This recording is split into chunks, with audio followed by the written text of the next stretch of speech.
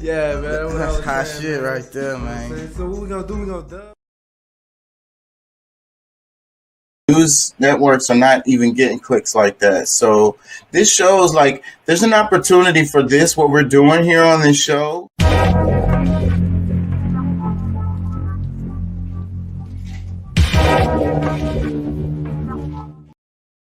Look up something in back check, kind of like cross reference. It's Yeah, a I should put the. You say look that shit up. That's the name of your show. Yeah, that's right. what really drew me in. Remember, we want you to be an activist, and don't take our word for it. Look that shit up. Pulley.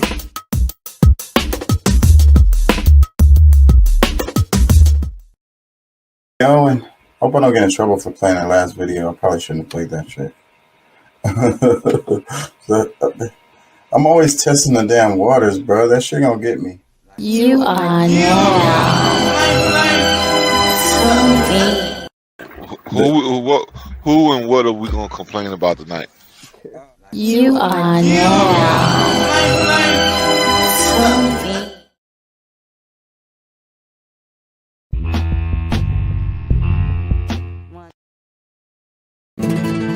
Dime qué tú quieres, papi.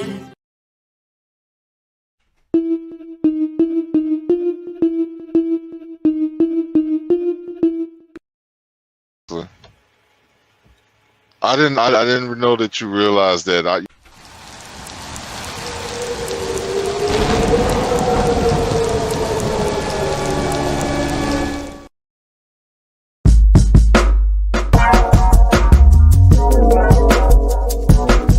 What are you thinking about?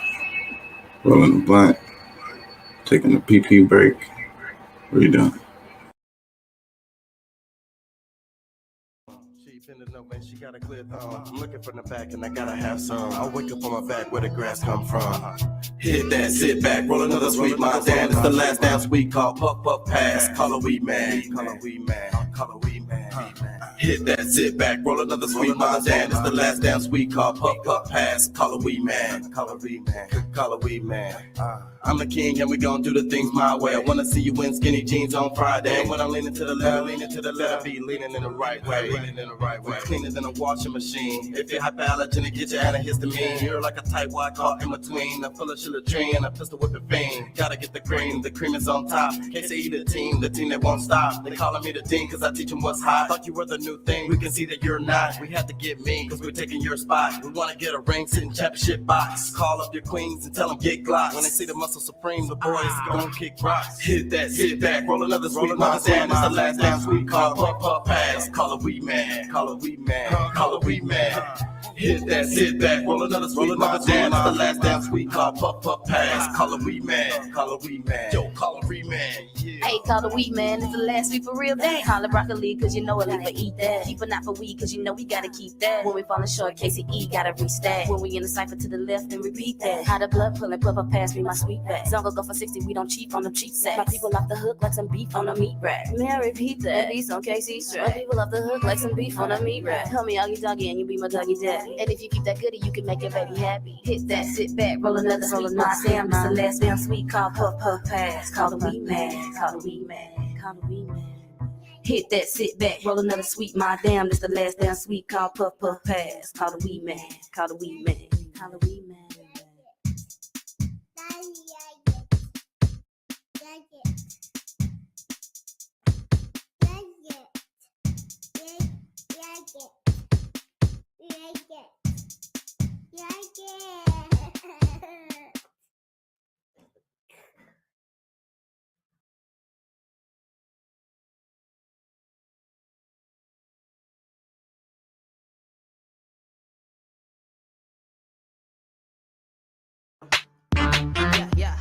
Bow, bow, yeah. I see you kissed your hoe. You tasted this before. You need a bits to go, cause my dick was in her throat. I keep it fresh for show. Nothing less, you know. Successual. Bro, ho, fashional. We keep it moving right. You wanna move inside? Or you gon' do it right? I'll be glued to you and I. Let's talk about this. What they say about fish. I'm in the wrong outfit. Prime time to flip the switch.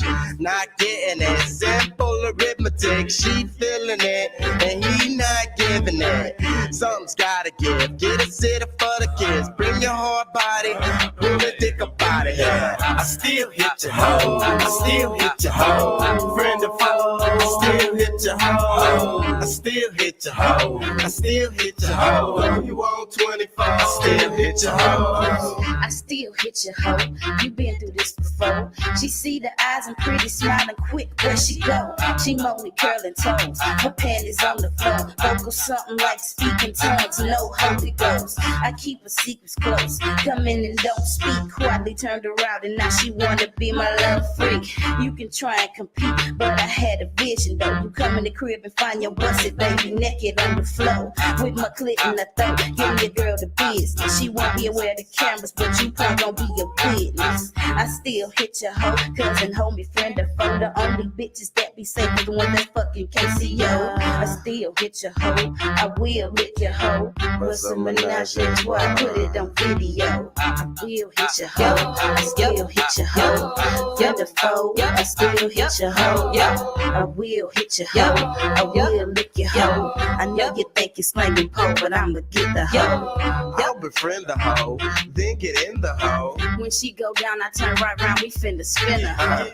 Get it on the floor. Get it on the floor. It's getting hot in here like we was in some winter clothes. And when we do a show, don't try to get too close. Cause when we giving blows, we keep emotions minimal. Pussy in panic mode, got the perfect antidote. Lead it nookie dripping wet like a slice of cantaloupe. Flirt like an animal, knowledge game magical. Licking, slurping like a kid, sucking on a dynamo. I'm like a cannibal, the females say I'm radical. The way I move my clit over her tongue and on her mandibles. Spread your Manolos, ho. Oh my God, she's versatile. I quenched her thirst before. And now she knocking on my door. I still hit your hoe. I still hit your hoe. I still hit your hoe. I still hit your hoe. I still hit your hoe. Though you on 24, I still hit your hoe.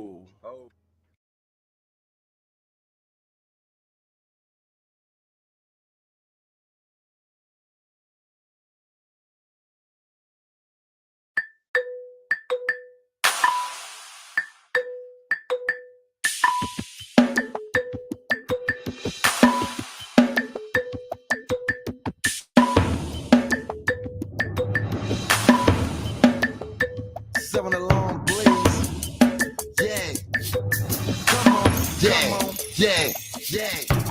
People say evil cause I clear out the conscience. Stupid ass he on the ground, open leaking in his vomit. Pissing shit, ain't that a bitch? I just that nigga kid. Divide and conquer, fuck the sponsor. We in the streets like kids. Tell them they expand your wig, let me your ears, call them Caesar. They set me everywhere like black card, fuck Visa. On fire like it sets in the summer, so call them fever. I run the streets like Slim Thug with the heater. Shot stopping like Jeter, that super villain demeanor. Hit you up the ventilators, clip full of the penetrators. Like a channel on the post, for bumping we demonstrators. Middle finger the nigga haters, won't see us with triple digits, trigger litters. My dog got 99 like Rockaway. I rock like Camaro, to you a recliner chair. They call it dog food, take a snippet, turn the baby brain. I am the game, put me in the needle and tap the vein. I'm on a mission, you niggas is barely competition. On the grind, peeping and pitching, call the hustlers intuition. You shit now, bitching, I'm fishing for them stacks. Just like in them white packs, and serving lyrical crack. Yeah, I'm on a mission, you niggas is barely competition. On the grind, peeping and pitching, call the hustlers intuition. You shit now, bitching, I'm fishing for them stacks. Just like in them white packs, and serving lyrical crack. Never understood how hustlers could turn to smoking stones. Man, mind your own, cause mine and mine will leave the broken bones. I don't want the throne, just my money long and African stone. You napping at home, I'm delivering like I'm Papa Jones. We buzzing like a ivy, you sweeter than Mike and Knife. Take a hike before I smoke the bitch out like a motorbike. Yeah, even so, you take me shit, people, you might just learn something. Fuck with my paper, on my family, and I'ma burn something. Think I love stunting like baby, you got me fucked up. Yeah, next up, think not, they put your bucks up. Your bitches stuck up, it don't matter because I'm off now. Hit the right spot, she open up like a book box. All broke lock, being bit like fourth entry. Let the boys envy these hits for the next century. KC and the kid, pull out the velvet rope. And I get it ringing like the doc, call me in the scoop. I'm on the mission, you niggas is barely competition. On the grind, peeping and bitching, call hustlers intuition. You sit down bitching, I'm fishing for the stack. Was like in them white packs and serving lyrical crack. Yeah, I'm on the mission, you niggas is barely competition. On the grind, peeping and bitching, call hustlers intuition. You sit down bitching, I'm fishing for the stack. Was like in them white packs and serving lyrical crack.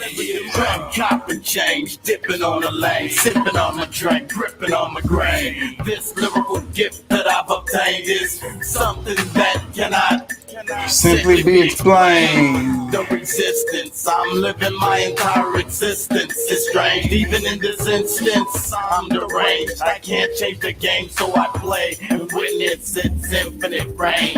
I'm losing it, man. I'm in the turning lane. Arithmetic is the thing. 2 + 4 = 6. How can I be satisfied with just terrestrial fame? I've invested in it, and it's the Equinox correctional aim. Tendency directional. I know I got some critics, and I say keep on hating, man. I'm just trying to put some lyrics in it, man. I'm on the mission, you niggas is barely competition. On the grind, keeping attention, trying to make good decisions.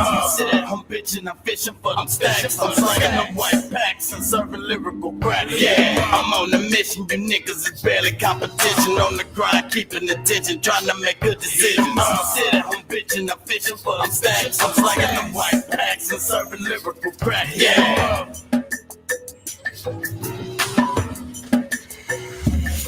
Heat 'em up.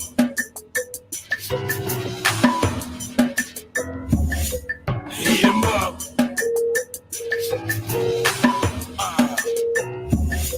Heat 'em up.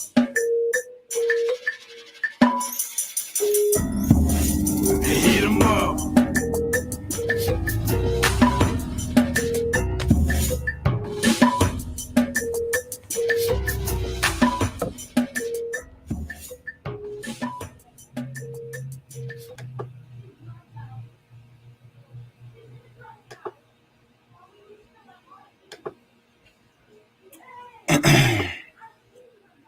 Hey, how y'all doing out there? How y'all feel? Remember, we want you to be an activist. Don't take our word for it. Look that mess up, please, for your own benefit. Thank you, God, for this day we have lived, everything in our life, our health, our family, the guidance you have given us. Allow us guidance to the path of righteousness with no sway towards the evils of our lower selves. Amen. Ra. How y'all feel? Y'all feel good today? Man, little cat, you're not scared of the water at all. Like, man, I got this, bro. I know how this works. That's cool. Too bad people don't even know how to do that. I said, brother, you see the size of this nose? If I do this cocaine here, there will be none left for you. The way my nose is so big, I will not even get high because it will seem as if the cocaine got lost in a mall. You understand? And I know some of you are watching, you are saying, hey, Charlie, don't self-deprecate. My friend, leave me. You are not the one with a nose that resembles a transformer's foot. Come on. The last woman I was kissing in the rain, her face did not even get wet. My friend, take this cocaine and throw it on your father. When Oh, that guy's funny.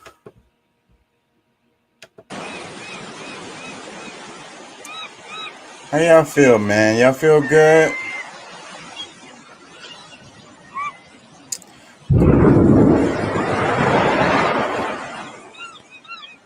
Damn, what the hell was that? 1958.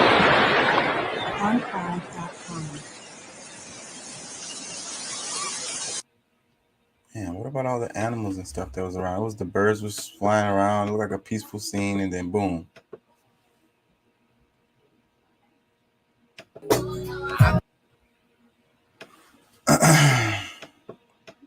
Need to do some working out. Show you how what's tactical turkey do. Damn. Ready? Yeah, exactly. Show you how what's tactical turkey do.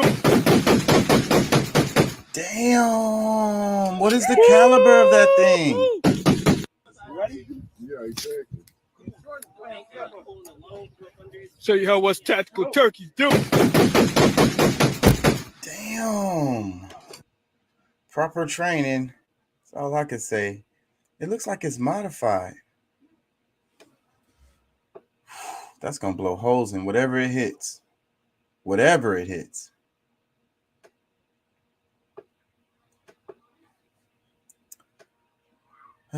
Some of these topics are like dead horses, man. Get tired of beating them.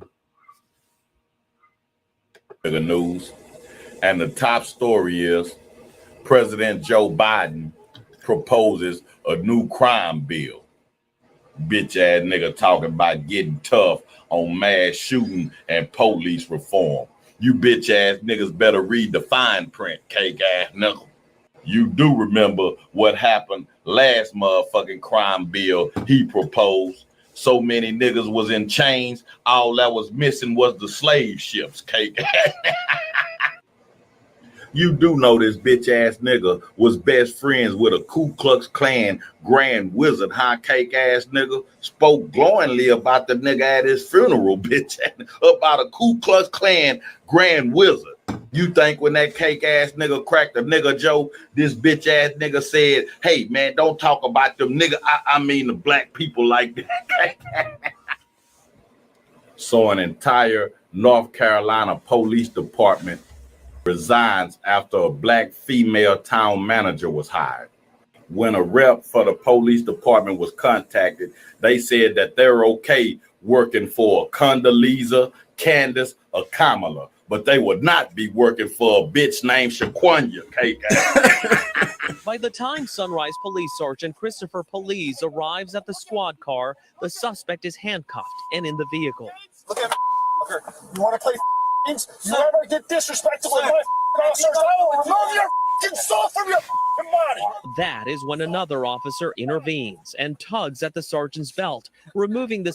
That's a really old fucking clip right there. I don't know why it's resurfacing now.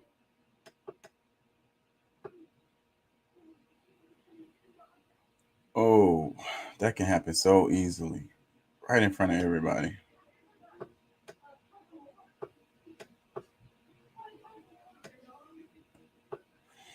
I'm going to fart around a bit. Hopefully we get some people in here before I start getting to the main topics of the show. So y'all bear with me. It wasn't just the White House that was built using slave labor, by the way. The building that serves as our country's political center, the United States Capitol, was built and rebuilt using slave labor after its sacking in the War of 1812. Although most northern states had abolished slavery by 1804, it's had its fair share of symbols erected using slave labor. If you're familiar with the Trinity Church in New York's financial district, you may not know that the clergy rented enslaved people to build its iconic spires, as well as the wall that used to snake down what we now know as Wall Street. Many of our forefathers were enslavers. Thomas Jefferson's entire property in Charlottesville, Virginia, Monticello, was built and run by enslaved people. Enslaved people also helped build our intellectual centers. Georgetown University, one of the country's oldest colleges, built most of its campuses after the sale of 272 enslaved people in the 1830s. Many schools with storied histories were built in part by enslaved people, including Harvard University's Law School and the University of North Carolina, Chapel Hill. That school's campus was maintained by slave labor until its abolishment in 1865.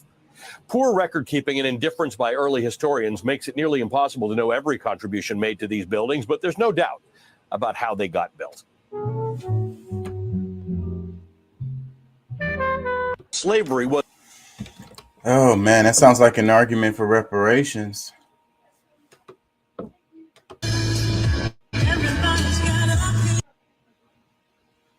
that's that clip about the pastor who got robbed.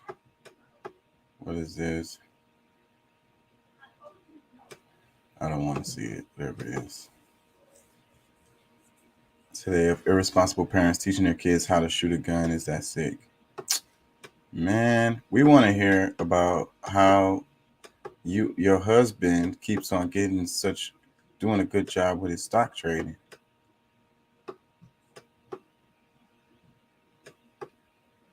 The revolution will come as a tsunami. That's interesting. Husky pup left in hot car with mouth tape shut. Damn.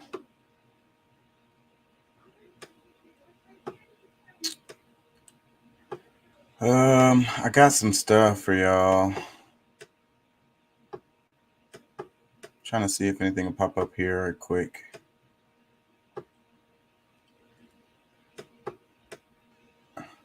Oprah. She was America's darling back in the days, the 80s.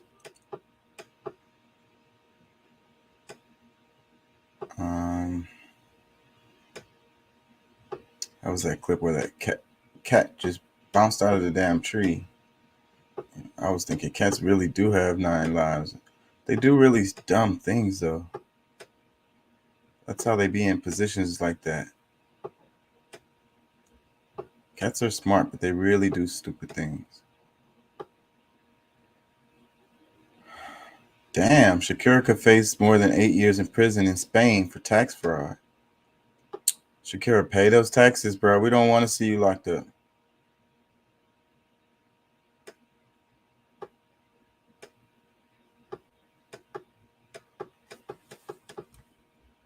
Africa to here, or even the Caribbeans. The first group of us were brought from Spain. We had gone into Spain as Moors in 711.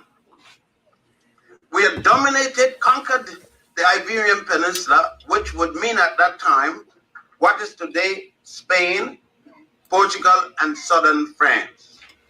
From 711 till 1485, we were dominant there and ruled, and then we lost power. Bartolomé de las Casca, who had come over here subsequent to his voyage looking for gold, wrote the Pope in Rome to send the infidels, now we have come infidels, to the islands to work the gold. And thus, Pope Martin V started the slave trade to the west.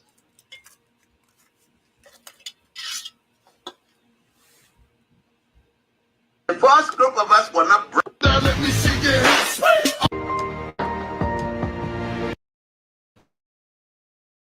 This was Cubana Lust, hottest on the scene, right before Instagram model.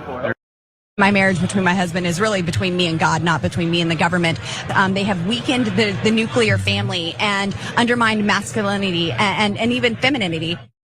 Now, what she was talking about in that video was the fact that some Republican lawmakers voted in favor of codifying same-sex marriage. And look, the reason why it matters is because no, marriage is not just between you, your partner, and God. When you're married, there are certain benefits like tax benefits, the ability to see your partner in the hospital, the ability to collect the retirement benefits of your spouse after they pass away. Obviously, there's a whole financial component and element to it that for the longest time, heterosexual couples got to enjoy and same-sex couples were denied. Because we can't have masculinity unless it's specifically defined in the way that Lauren Boebert wants to define it. Anyway, trash. My marriage between my husband is really between me and God, not between me and the government. They have weakened the nuclear family and undermined masculinity and even femininity. Now, what she was talking. The mom who was last seen 3 weeks ago rushing off to work. Now she's been found dead inside her car at a shopping mall parking lot. Cops say the car had been there at least a week. So among the many questions are, why didn't anyone see her? It's a shocking end to the hunt for a missing mother of 2 youngsters.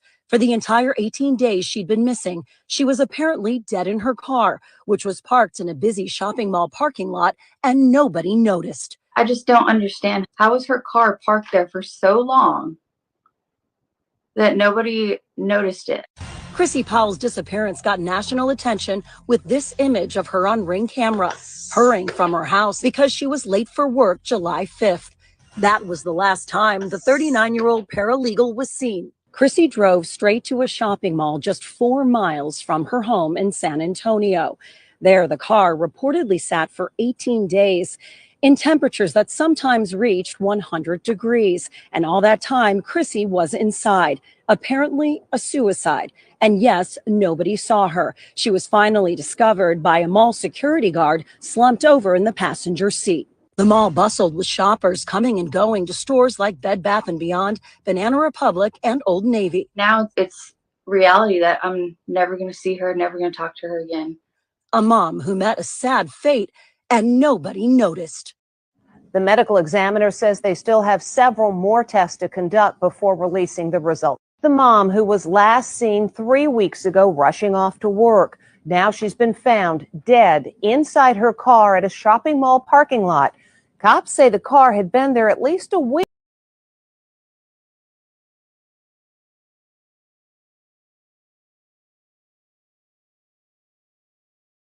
Here in eastern Kentucky, I talked to a family just a little while ago who described a heartbreaking situation. In the first place, they live up high, and as you talk to people around here, for many people, the difference between losing a house and having a home, the difference between life or death simply had to do with how high up your house sat here in eastern Kentucky. And they described a situation where after the rains came and the flash flood started building, they could hear the cries of neighbors, people calling for help, but they couldn't help them because they couldn't get across the water. So a concerning situation, certainly for everybody here. Meanwhile, you talked a little bit about the governor. We're told that he did postpone an earlier flyover today simply out of concerns about the weather, apparently going to go at a later time and going to brief reporters. He did get a commitment from the White House, we're told, to declare a state of emergency here in 13 counties in Kentucky as the cleanup begins. Of course, we're still talking about a recovery at this stage. Here's the governor now talking about the situation in this state and how it's unprecedented.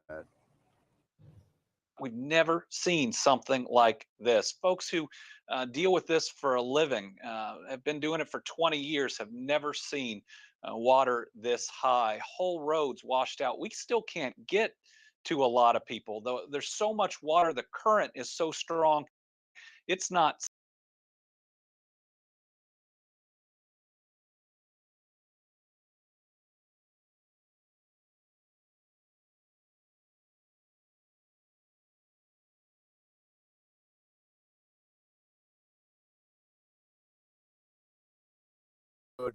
maybe more than a year. They did bring in the National Guard, and they say that contributed quite a bit to the rescue and recovery effort yesterday. Back to you, Erica. Yeah, so important to have as much help there as possible. Joe, appreciate it. Thank you. Joining me now is Kentucky's Lieutenant Governor Jacqueline Coleman. It's good to have you with us this morning. I want to pick up on what we were hearing there, both from Joe Johns, my colleague, and also from Governor Beshear. The talk about not being able to get to a lot of people who need to be rescued because of that rushing water. What about the communications, just in terms of staying in touch with people? Are there communication concerns still this morning? Well, first of all, Erica, thank you so much for having me on and for bringing attention to this devastation in eastern Kentucky. To answer your question, yes, there are many efforts ongoing at the state level, as well as in the local elected officials' communities that have been most impacted. Some of those communications are organic. They are neighbors reaching out to neighbors, utilizing social media, texting, calling to check on family members. And those messages are making their way to Kentucky Emergency Management as well as the state police post in the region. And then there are systems being put in place for how to continue the rescue, but as well as making sure that we get supplies and food and are able to offer shelter to victims who may not have anywhere else to go. Yeah, they going through it over there in Kentucky.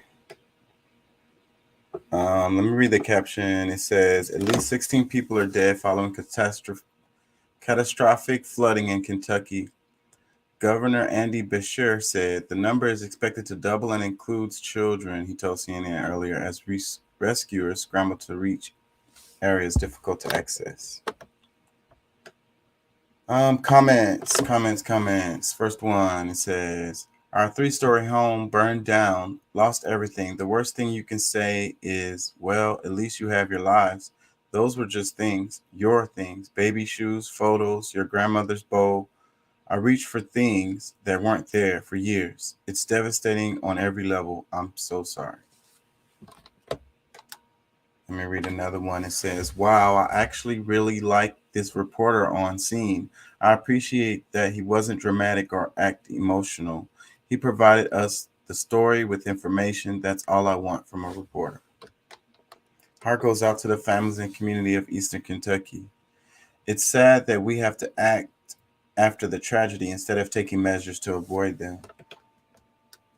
I can't even comprehend the fear for the families and parents missing their children or babies from the devastating flooding.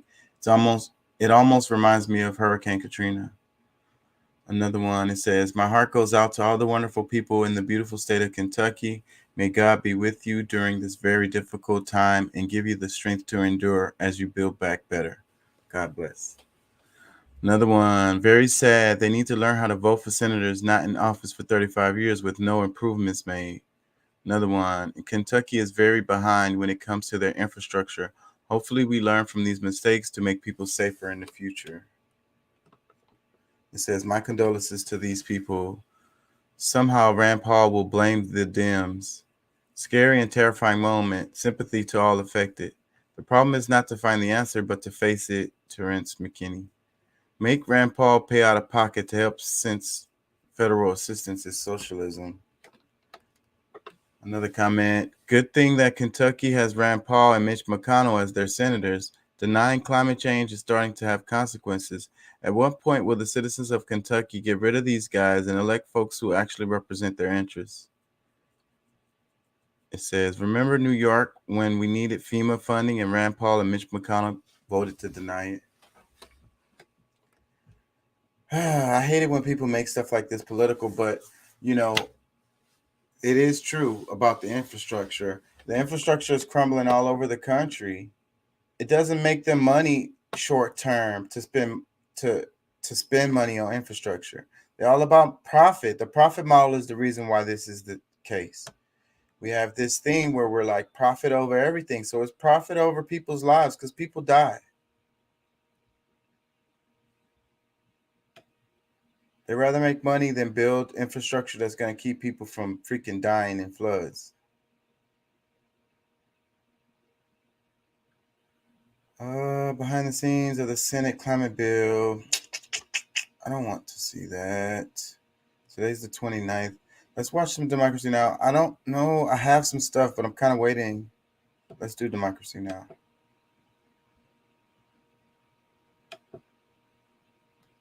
Welcome to Democracy Now!, democracynow.org, the War and Peace Report. I'm Amy Goodman. President Biden's urging the Senate to swiftly pass the Inflation Reduction Act of 2022. After West Virginia Senator Joe Manchin's surprise announcement this week that he would support a budget reconciliation package to combat the climate crisis while lowering health care costs. The legislation represents just a fraction of the more than $3 trillion sought by progressive Democrats in 2020. But Biden said Thursday the deal would still be the most important climate legislation ever passed by Congress. This bill is far from perfect. It's a compromise. but it's often how progress is made, by compromises.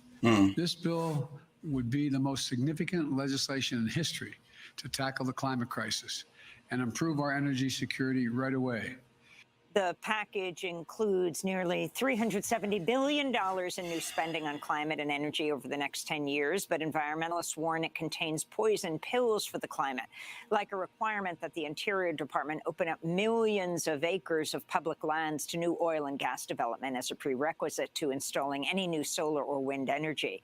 The Center for Biological Diversity said in a statement, quote, "The new leasing required in this bill will fan the flames of the climate disasters torching our country, and it's a slap in the face to the communities fighting to protect themselves from filthy fossil fuels." We'll have more on the emerging legislation later in the broadcast. In eastern Kentucky, at least 8 people are dead after torrential rains brought flooding and mudslides to the region, washing out bridges and destroying hundreds of homes and businesses. Rescue crews and inflatable boats fanned out to search for survivors, some of whom fled to their rooftops as floodwaters rose around them. What's up, Deuce? How you feel? Oh shit, I'm all right, bro. How about yourself? I'm good. I'm good. Will that weather in Kentucky affect your driving or anything? Or did you hear about that? Or Nah, we don't really go out that way too much. We got people in that. We got plants over there in that region that cover that area. So we don't really go out that way, but yeah, that's pretty sad, bro. I didn't even realize it was raining like that over there, honestly. yeah, they got it, and it's really as a result of their they're just not they wasn't prepared for that kind of water. They hadn't got that kind of water in a long ass time, like I don't know, more than 50 years or something. But see, the Yeah. thing is though, we don't spend money on these things. It's not just Kentucky, it's other states across the nation who, look at our bridges and shit. You know what I'm saying? Our infrastructure is crumbling. Our water pipes haven't been redone since like 1920s or some shit. Like, I might be exaggerating, but it's a really, really long time ago. Yeah. Nobody wants to flip the bill for that shit. So they just keep on patching different spots when they break and stuff. And we got so much corrosion in these pipes because it was old. What was it? They used to use, it was steel pipes, right? No, back in the day, they used to use a form of cement for pipes, like back in the 40s and 50s. So yeah, it's probably steel pipes too. I'm pretty sure we got steel underground, but they should have been using like stainless steel, something that doesn't hold a lot of Corrode. bacteria. Yeah, and Yeah. corrode. Yeah. Yeah. So, but they knew this and they've been knowing this for a long time, but just it's so expensive to fix that. Nobody wants to flip that bill. So we just keep drinking corroded ass water. Yeah. That's related to the infrastructure, related to stuff like floods and hurricanes and stuff whenever they come. Yeah. We should have infrastructure to deal with that shit. Or you should have communities that don't live in areas that this kind of disasters will happen. We have plenty of space. As humans, we love to live where we shouldn't. Yeah, like right on the fucking water, right on the ocean. Uh, yeah, we like to live in places like that we know that are prone to flooding, but yeah. But I mean, honestly, dude, I didn't know cause I worked in Kentucky for shit pretty much a whole summer back in like 2017, and there's parts of Kentucky that's flat, but it's kind of hilly through Kentucky, man. Parts of Kentucky, like it's hilly as fuck, But I guess the houses and areas that are like down in the flatland, all that water running off of those hills up through there, you know. Right. Yeah, I'm that sure must that's be. what it is. So, but Yeah, then you should know if you like they say, like I see, civil engineering, these people know this stuff.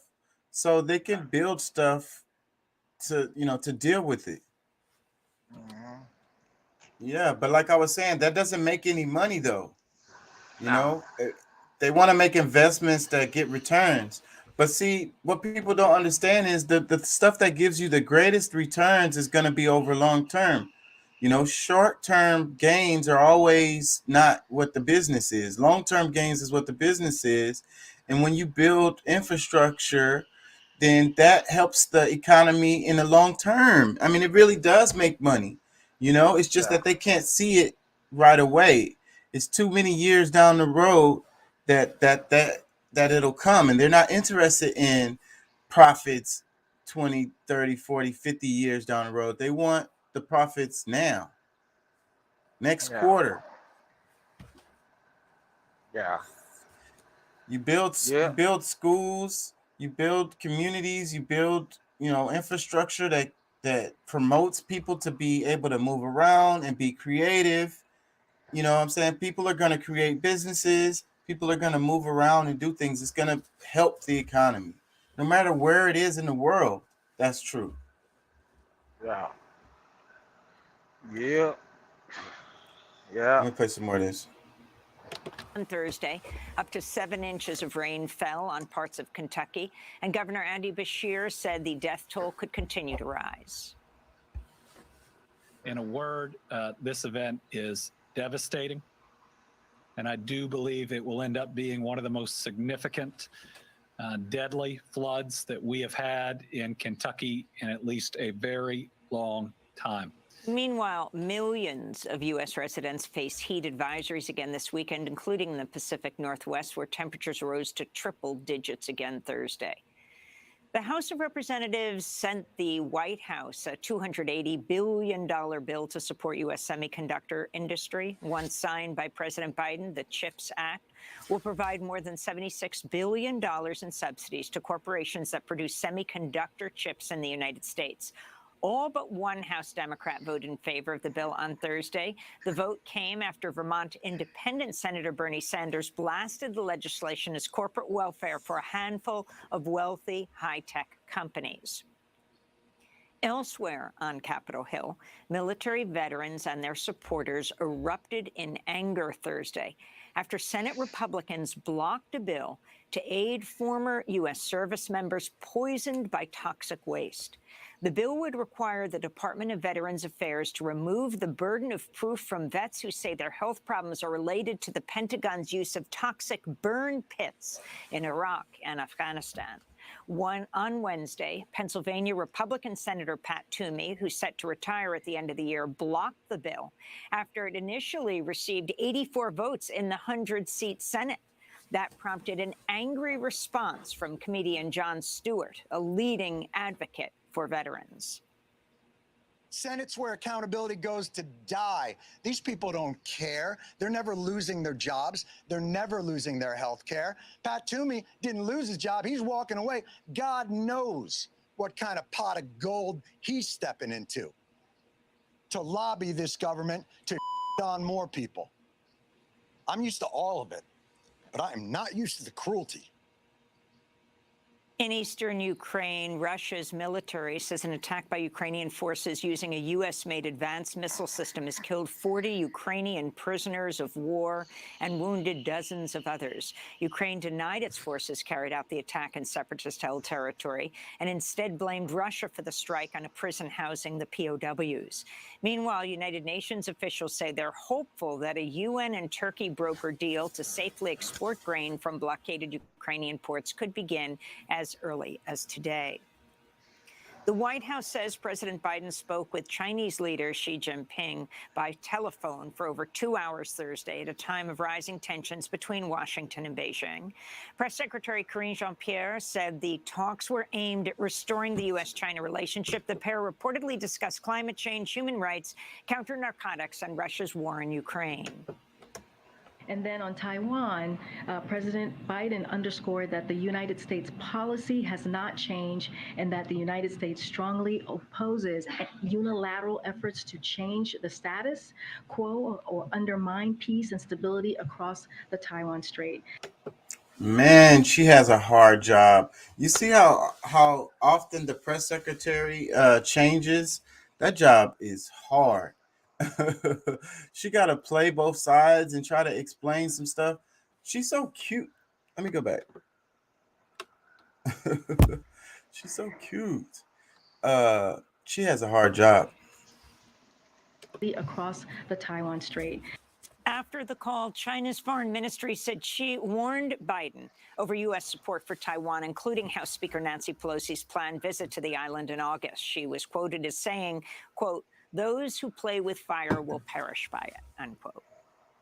West Virginia's Republican-led state Senate is debating a bill today that would ban nearly all abortions while making abortion care a crime punishable by up to 10 years in prison. West Virginia's House of Delegates approved the bill Wednesday after hearing testimony from 90 members of the public who were allotted 45 seconds each. This is Addison Gardner, the youngest speaker. I'm 12 years old. I attend Buffalo Middle School. I play for varsity volleyball, and I run track. My education is very important to me, and I plan on doing great things in life. If a man decides that I'm an object and does unspeakable and tragic things to me, am I a child supposed to carry and birth another child?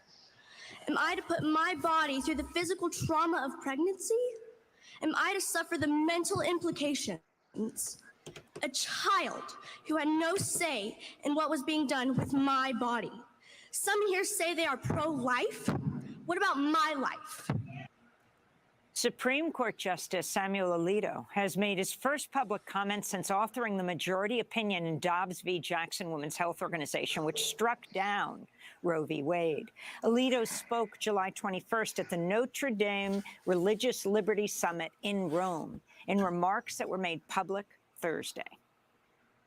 I had the honor this term of writing, I think, the only Supreme Court decision in the history of that institution that has been lambasted by a whole string of foreign leaders who felt perfectly fine commenting on American law. One of these was former Prime Minister Boris Johnson, but he paid the price. In June, Boris Johnson called Alito's majority opinion striking down Roe v. Wade a backward step for women's rights. Alito's other critics include Prince Harry, French President Emmanuel Macron, and Canadian Prime Minister Justin Trudeau, who called the ruling overturning abortion rights horrific. The United States Coast Guard says at least 5 people drowned and 66 others were rescued off the coast of Puerto Rico on Thursday after they were forced off their boat by human smugglers. Most of the survivors are Haitian. They were handcuffed by Customs and Border Protection officials as they were taken into custody. Their rescue came just days after 17 Haitian migrants died off the coast of the Bahamas when their boat capsized. This week, rival gangs in Haiti's capital, Port-au-Prince, continued to wage intense gun battles in the impoverished neighborhood of Cité Soleil, where the UN warns the number of killings this year is fast approaching 1,000. Damn. In Veracruz, Mexico. Freaking, man, that makes me so sad, you know? Haiti is really going through it, man. And, you know, like I was saying before, borders are deadly, you know? And these policies that we have towards immigrants is deadly, you know? And people are just like, man, when you hear a story about a whole bunch of people dying off of a boat and shit, then it's like when they say coming from Puerto Rico, you automatically think it's Puerto Ricans. But no. And the reason why they died is because they're Haitians. Simple as that. Because, you know, people are able to take advantage of them. They're trying to get in illegally, you know that they're gonna. It's a treacherous journey to try to get over that water into the United States, especially when you're Haitian. You know, like, but that's what's so crazy though. So like, but if somebody who's Ukrainian, maybe they don't have a problem.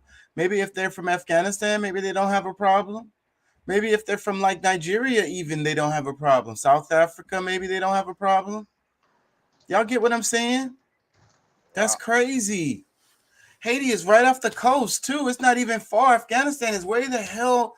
Nigeria is way the hell, bruh. Mexico, scores of migrants who were left by human smugglers in an abandoned freight trailer on the side of a highway had to break their way out to avoid suffocation. On Wednesday, people at a nearby gas station discovered the migrants after they bashed holes in the trailer's roof. Medics treated survivors for knee and ankle injuries. We were told there were close to 400 immigrants traveling in the trailer. When they started to feel suffocated, they broke through the roof of the trailer and most of them jumped out.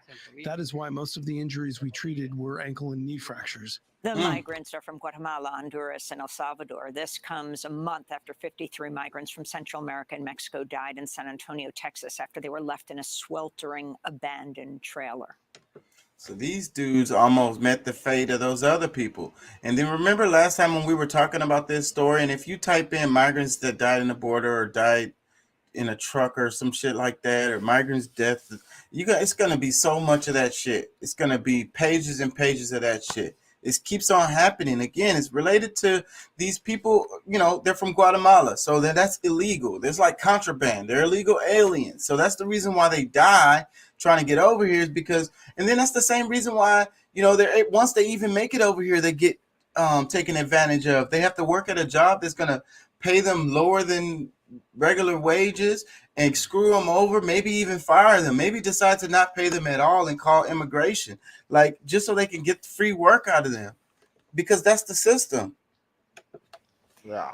In Massachusetts, workers at a Trader Joe's outlet in the town of Hadley have become the first to organize a union at the grocery chain. Workers voted 45-31 to join the newly formed Trader Joe's United, overcoming what organizers said was a relentless union-busting campaign. Trader Joe's workers in at least 2 other states have also launched union organizing drives. And in Canada, Indigenous protesters confronted Pope Francis Thursday as he prepared to celebrate Mass inside Canada's national shrine in Quebec City. The protest came as the pontiff continued his tour of Canada to apologize for the Catholic Church's role in Canada's brutal Indian residential school system, which saw an estimated 150,000 Indigenous children taken from their families and placed in distant boarding schools where they often suffered sexual and physical abuse. More than 4,000 children died. On Thursday, 2 Anishinaabe protesters unfurled a large banner reading, "Rescind the Doctrine," just as Pope Francis was starting Mass. Their sign was a reference to the 15th century doctrine of discovery used by the Catholic Church to justify the European colonization of Indigenous lands. And those are some of the headlines. This is Democracy Now!, democracynow.org, the War and Peace Report. I'm Amy Goodman. Well, that's crazy, Doug. Like, that's crazy because you as a black person that go to Canada, like like you go over there and it's like between the U.S. and Canada is like night and day the way you're treated. Yeah, And then I've heard that. When you talk to the locals there, you like how do you guys treat blacks over here as opposed to America? Oh no, like blacks are revered over here. Like we love black people, we love African people. Like our problem over here is the Indians. They're so horrible. Like they rob us. They do this. They do that. And it's like it's the same shit that we face over here, bro. Like it's fucking crazy. Crazy, man. So crazy. And then they can't even see it. They don't even see that it's the same. Yeah, it's the same shit, you know. And they'll sit there and literally because I've been to Canada quite a few times, and they're like it's so horrible the way they treat you over there as an African American. Like that's crazy. Like why do they you people are so great and this and that, and then in the same breath they talk about the Native Americans so badly in Canada, the indigenous people, and it's like it's really the same fucking thing, dude. Like it's the same, and they can't see it. It's very sad. Let me see. Are there any good captions under here? These are the captions. This is what I wanted to bring up to you. Did you hear about the town? I think it's a town either in South Carolina or North Carolina that the whole fucking police force decided to quit because they have because the lady who's running, like she's the manager of the town. She's a black chick and she's like a progressive type of person. And so like she's went through and shut down all their bullshit, and they're like, the chief of police are like, we're all of our staff is willing to return back to work if such and such is fired or quits. Yeah. Bro, I lost you. Yeah, I covered that last week pretty hello. thoroughly. I can't hear you. You still there? Yeah, I'm back now. Yeah, I covered that. I covered that last week. It's interesting. What do you think about it? It's just fucking crazy, dude. Like, it just goes to show, like, these motherfuckers, like, a little small town, like, this lady came through and uncovered all of the crooked shit and, like, making them, uphold the law the way that they should. And now all these motherfuckers are wanting to quit. Like, Yeah. and they say that it was hostile. They're quitting because they're working under hostile circumstances. How the fuck is it hostile circumstances? Yeah. That's what they say because they can't be racist up in there. That's how that makes it a hostile work environment. What? I can't say nigga up in here? Yeah, shit crazy, bro. I can't bash or beat on brown and black people. This is a hostile work environment. I can't do this. I can't work under these conditions. Yeah. Bro, I would hate to be a judge, like a judge that's having to cover, like a black judge that's having to cover, like a crime against a cop killing somebody. Yeah, man, You that know? sucks. But see, judges are political, man. You can't get to be a judge without being political. They know how the game go. You have to play the game very well to get to the point where you could get to be a judge. You know what I'm saying? So you've already established that you are willing to play the game to play ball. Otherwise, you wouldn't have never made it to be a judge. You're not gonna make it. Yeah. Let me read some comments underneath the video. It says, "Let's see Republicans say we love our veterans with a straight face." Another one says, "Thank you for covering the floor in Kentucky, the flood in Kentucky, which I call home. I knew there was a reason I watch your show." Another comment, "I'm sick of compromise with wealthy execs and politicians." Yes, that was the thing that stuck out to me is there was who was that? Biden. He was talking about, oh, the compromises, that's the only way we get legislation like this and da da da da da da da da. Bullshit. Get the hell out of here. I need somebody to fight for the people. You know what I'm saying? Compromising with somebody who just wants profit over everything. I don't know, man. I don't know. I don't know if you could compromise with that person. You have to check them. You have to keep them in check. Let me read some more. It says, "Compromise isn't winning. It's being rewarded to admit defeat." Well said, Stoned Viking. Let me read some more. It says, another one on compromise. Everybody's on there. He says, "Compromise. Rich people got what they wanted." Yeah, exactly. That's why it's not really a compromise. Like, the winners win, the winners win, the losers lose. That's the compromise. You're a loser. Go sit down over there. Take this L. That's yours. Like, damn, the American people taking that L. Let me read some more. It says, "Glad to see the unionize of workers." Another comment, "You're on the wrong side of an issue when Boris Johnson has the moral high ground." That's a pretty good comment. Another one, it says, $800 billion a year to the military industrial complex, but they can only spare $300 billion over 10 years for the climate. What a joke. It says, "Foreign leaders should not be ashamed to comment on the U.S. laws." Should not be ashamed to. Another comment, "What's the need for Congress when a handful of rich senators decide the final outcome? Bing, bada boom, forget about it." And those handful was influenced by a smaller handful of corporations. Let me read some more. It says, "Jon Stewart has so much passion for what he does, especially when it comes to telling others. The man is a legend, hero, greatest of human beings. Blessings to all from Puerto Rico with lots of love." It says, "It's outrageous that they had to bribe Manchin. Why the hell can't they vote him out of office? The entire country is worse placed because of him." Y'all got to stop trying to blame individuals, y'all. Y'all need to blame the system. It's a system that creates these individuals. They're just acting according with the system. The system has forced them to be the way that they are for them to be successful. They can't be successful and go against the system. Therefore, we need to bust up the system.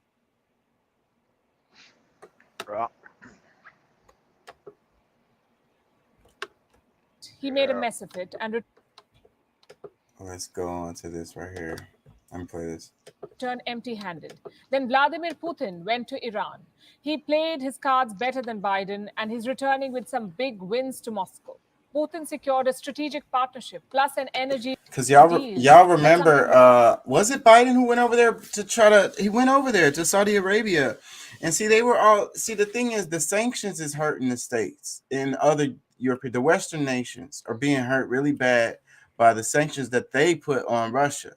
So they're trying to make deals so they can get the gas and fuel and shit that they need. So they go over there and then they chop it up with them people, and those people was like, nah, we're not feeling that. And then they actually turn around and make deals with Russia. Russia is winning out of this whole thing. Let me play some more. That Biden too came for, remember. Hold on. West Asia has had a busy week. First, Joe Biden landed with a to-do list. He made a mess of it and returned empty-handed. Then Vladimir Putin went to Iran.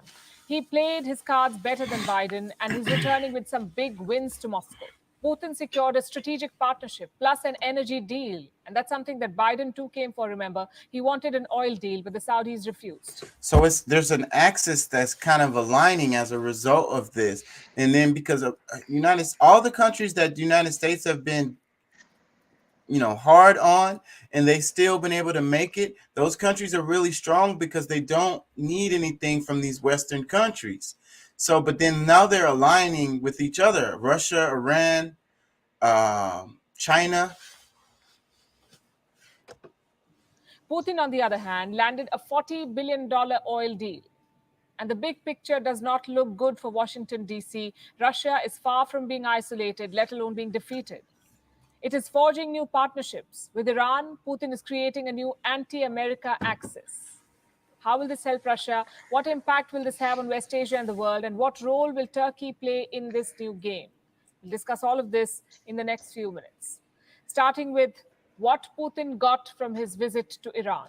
He made some significant breakthroughs. Let's tell you about the two big announcements that were made. Number one, Iran has backed Russia's invasion of Ukraine. Unlike China, Iran is not being cautious. It is not mincing its words. It has offered its full support to Putin. Let me tell you what Iran's supreme leader, Ayatollah Ali Khamenei, told Putin, and I'm quoting, "War is a violent and difficult issue, and the Islamic Republic is in no way happy that civilians get caught up in it. But concerning Ukraine, had you not taken the initiative, the other side would have taken the initiative and caused the war." The other side here being the NATO. So what Iran is saying is this: if Russia had not started the war, the NATO would have. And this is not surprising. Both Iran and Russia consider the West as their enemy. Both face tough Western sanctions. And in geopolitics, common enemies make great friends. The West has isolated both Iran and Russia. So Iran and Russia are now natural allies. Iran is supporting Russia's war on Ukraine. It has also struck a major oil deal with Russia, a deal worth $40 billion. It was signed during Putin's visit. What does the deal entail? Russia will help Iran set up more oil fields and gas projects. And this is significant given their history. Remember, Russia once colonized parts of northern Iran. Today, they've become strategic partners with an oil deal and possibly an arms deal too. The US says Russia wants to buy Iranian drones. The leaders did not mention it yesterday, but reports say Russia is seriously pursuing this deal, the drone deal with Iran. There is talk of a treaty on strategic cooperation. Tehran and Moscow want to further their relationship on three levels: regional affairs, security, and economics. Moving away from the use of the dollar is a priority for both sides. Russia and Iran could build their own banking mechanisms. So Putin has a lot to look forward to when it comes to Iran. We cannot say the same for Turkey, though. Why Turkey? Because their president was also in Tehran. We told you about the tripartite meeting yesterday. Erdogan also separately met the leaders of Russia and Iran. Putin's meeting with Erdogan was frosty, to say the least. Take a look at these images. This video is going viral. Erdogan made Vladimir Putin wait. And that's making quite a statement because it is Putin who has a reputation of making world leaders wait. This clip went viral. It was all down my timeline, and they was zooming in on his face. You could tell that Putin was uncomfortable. It's like, what is going on? Are they finna try to assassinate me? Why the hell what is happening? Erdogan turned the tables on him. He made Putin wait for 50 seconds, which does not sound like very much. But the world can't stop talking about it, also because Putin himself looks so uncomfortable waiting. He was not prepared for this. Look at him. Journalists from around the world were in this room as Putin waited for Erdogan. He stood in front of the chairs awkwardly, shifting his weight and fidgeting. Putin's face, in fact, said it all. The cameras caught every bit of it. The journalists there zoomed in when Putin twitched his mouth. The impatience was evident. Now look at what happened when Erdogan turned up.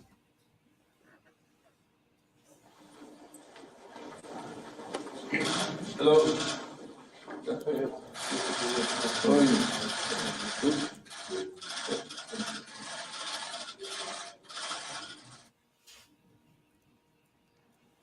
A cold reception.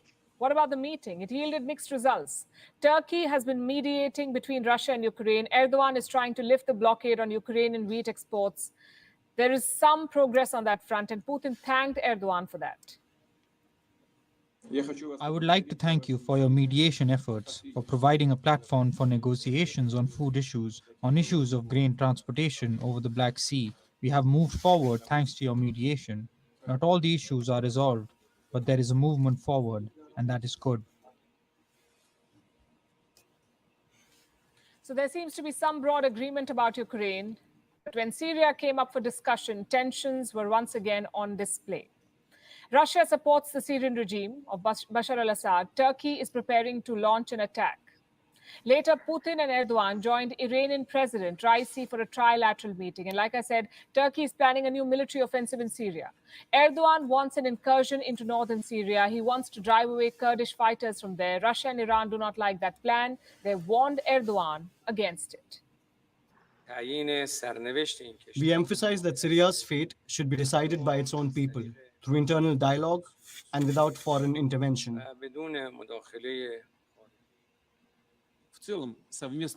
I'm confident that our countries will continue to practically reinforce the cooperation on complete liquidation of remaining hotbeds of international terrorism at the Syrian territory. It is necessary to end forever the presence of ISIS and other extremist groups in Syria. What about Erdogan? The Turkish president is not backing down. He wants both Iran and Russia to support his offensive in Syria. We see that the YPG terrorist organization is taking steps to consolidate the division in Syria with the foreign support it is receiving. It is impossible to expect Turkey to remain inactive, irresponsible, as this terrorist organization continues its separatist agenda. I hear from you, my dear friends, that you understand Turkey's legitimate security concerns. I'm thankful for this, but words alone are not a cure for wounds.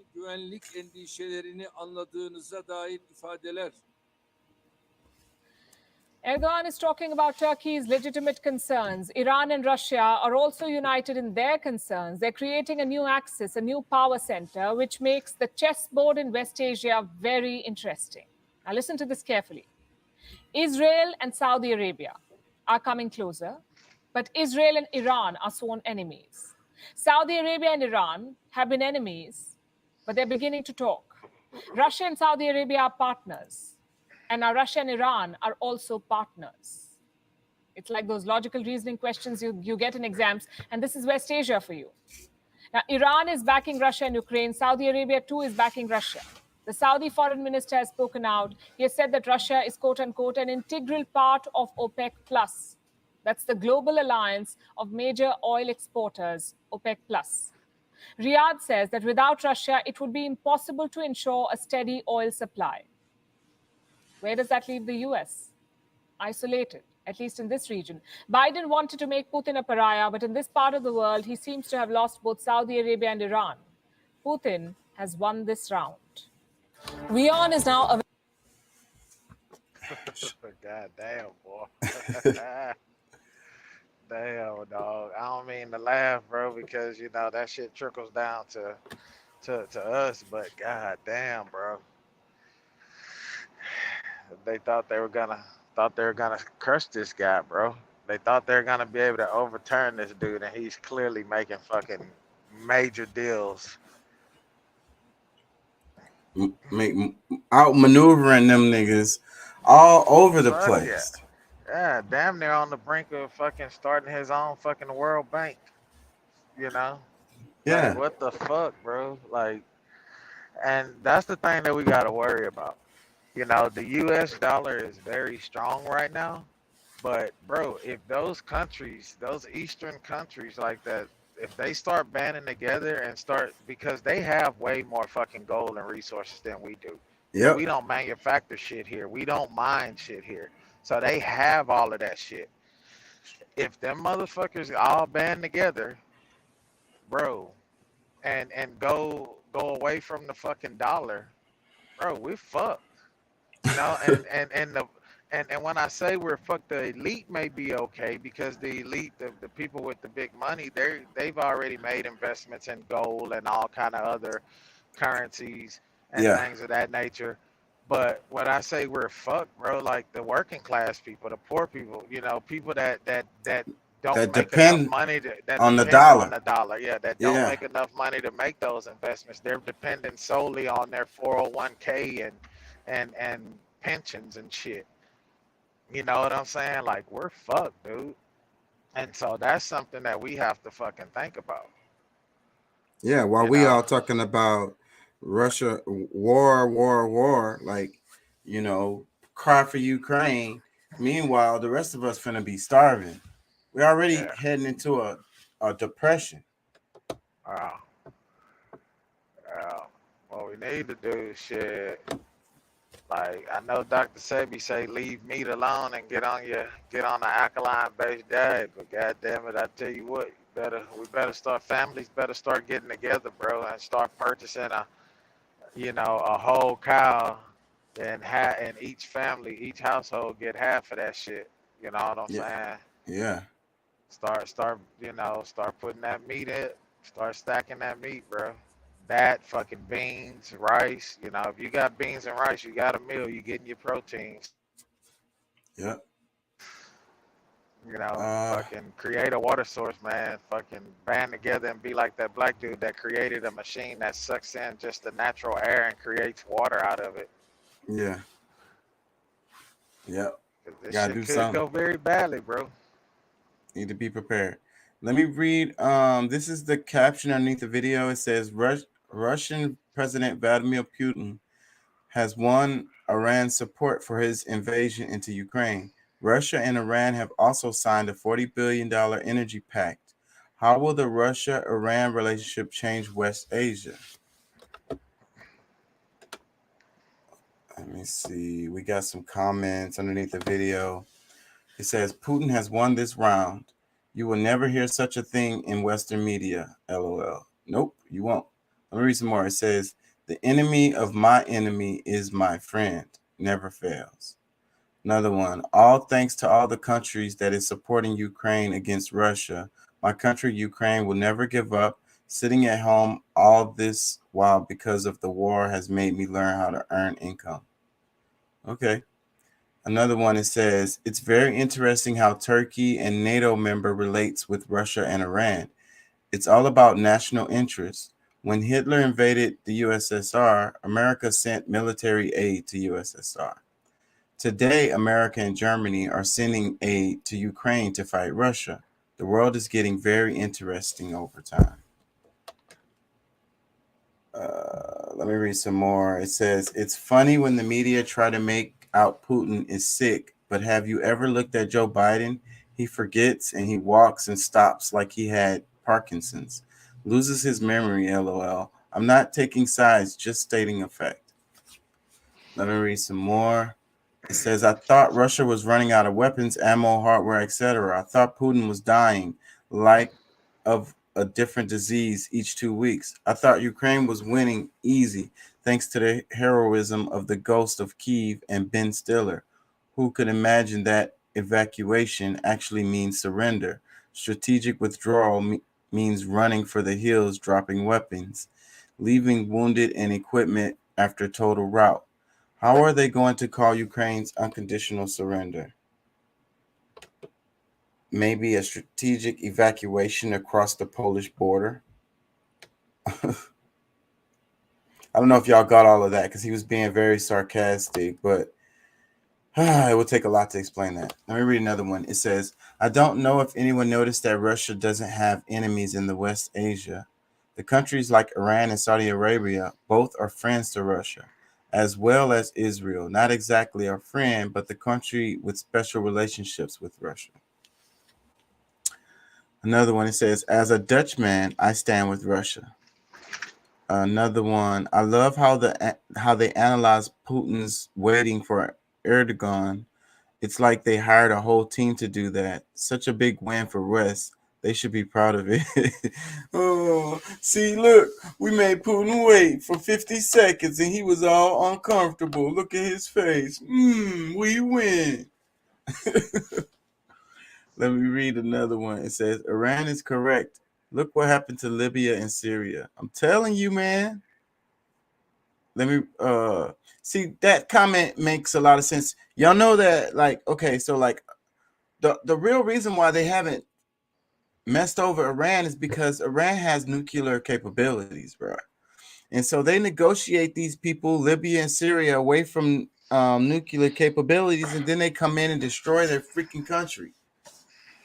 They're afraid to try to pull a move on Iran because they know Iran is gonna retaliate. And that keeps Iran safe. Let me read some more. It says, Putin had to wait because we all knew he has the tendency to walk fast. Erdogan, on the other hand, walks slow because he's old. It says, a cold reception. Putin smiles and shakes hands. Another comment, it says, it is the U.S. that has drawn Russia and Iran closer to each other, as it is for Russia and Saudi Arabia and Russia and China. Good to see countries challenge U.S. and Western hegemony at last. So yeah, so the U.S. actions with these sanctions is building stronger alliances against the U.S., against the West. Maybe what if that's all a part of their whole plot, bro? Like to kind of like because they already separate. hate us. They hate us. Yeah. Like our own government fucking literally hates us. Like, come on, you So see it every day. they want to separate us from the global community because Russia, Putin be talking about how black people be treated over here in the States, and it's like a lot of countries around the world are sympathetic with black people in the United States. So yeah, I mean, them separating the global community, I think so, man, because and then you talk about like Pan-Africanism, which a lot of people get mad about that, but whatever term you want to use, it doesn't really matter. The global community, the people who have the same kind of issues, the same kind of problems in different countries around the world, working together to better their plight, and like, what the hell is wrong with that, Yeah, but a lot of the countries that the countries that the people live in are going to fight against that, because they want control of their people. They want their people to be however they want their people to be. Like, these are our people, don't help our people. We'll help our people. How dare you come try to help our people? But then that's where I be getting mad about these borders and these nationalities, this nationalism, and a lot of times these borders they're fake and arbitrary off top, but they, even more than that, they cut right through people's, because you have people people live in regions, and the borders don't mean shit to the people. You know what I'm saying? The same kind of people that think the same way and move the same way and kind of follow a similar culture are in regions, and it happens like that all over the world. So even here in the United States, the people who are in, like, I don't know, let's say Texas and Mexico and California, Southern California, all of these people are like similar people, bro. Like they're all the same people that live the same kind of way, follow the same kind of cultures. They even speak the same languages. They eat the same food. They cook the same way. You got to think about it. Like humans, we adapt to our climate. We adapt to our environment. And then we build cultures for us to better take advantage of that environment. So we use it the most. We get the most out of it, right? So, and that's why we cook the way we do. And that's the reason why we have the certain traditions that we have and the stuff that we do. It's related to that. Okay. So then like, that's like this. And then when you look at like, let's say the southeast of the United States, like let's say Louisiana, Alabama, Tennessee, South Carolina, you know what I'm saying? Maybe even into Georgia. A lot of these people are the same people. Y'all get what I'm saying? Like they live the same way. They cook. These are a lot of seafood. They love crawfish, and you know what I'm saying? They cook with Cajun, more spicy. You know what I'm saying? Are y'all hearing me? Yeah, we got you. What you think? Yeah, like we all repeat the same things that are, that we learned, that we're taught along the way, bro. Like we all have like even the most racist of motherfuckers eat the shit that we eat as blacks. Like they love our food. They love our culture secretly. You know what I'm saying? Like your life, like people don't realize it, bro, but here in the States a lot of people's lives are based off of black culture. The way that they raise or discipline their children, the way that they do certain things, I would go further than that. I would say that it's not really different. It's all the same culture because, like I say, those people in the South, when I was naming those states or whatever, it don't matter what the skin tone of these people are. They still like the same people. Like the white person that's in Louisiana has way more in common than the black person in Louisiana than they do with the white person in New York. Yeah. Yeah. The culture is different. Mad different. and it's regional. Yeah. I have a couple more things. I don't want to stay on too long. I gotta work all day tomorrow, and I want to go take a dip in the pool. I have a couple more things though. Let me see if I can pull them. I don't remember.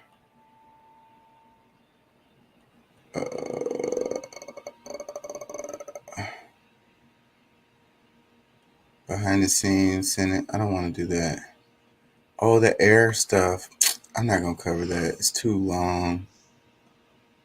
Freaking monkeypox.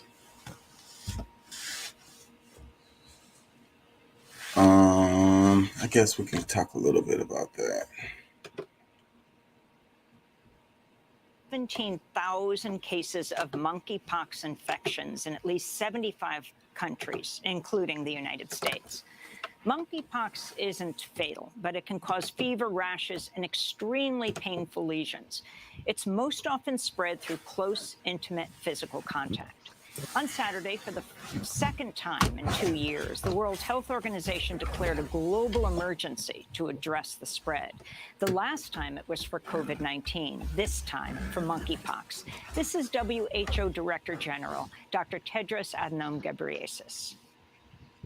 WHO's assessment is that the risk of monkeypox is moderate globally and in all regions, except in the European region, where we assess the risk is high. There is also a clear risk of further international spread, although the risk of interference with international traffic remains low for the moment. So in short, we have an outbreak that has spread around the world rapidly through new modes of transmission about which we understand too little and which meets the criteria in the international health regulations.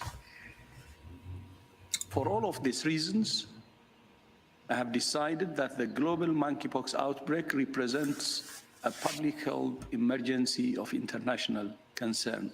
Stigma and discrimination can be as dangerous as any virus.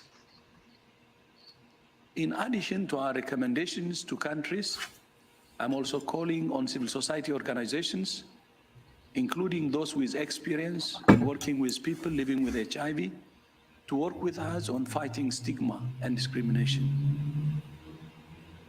But with the tools we have right now, we can stop transmission and bring this outbreak under control.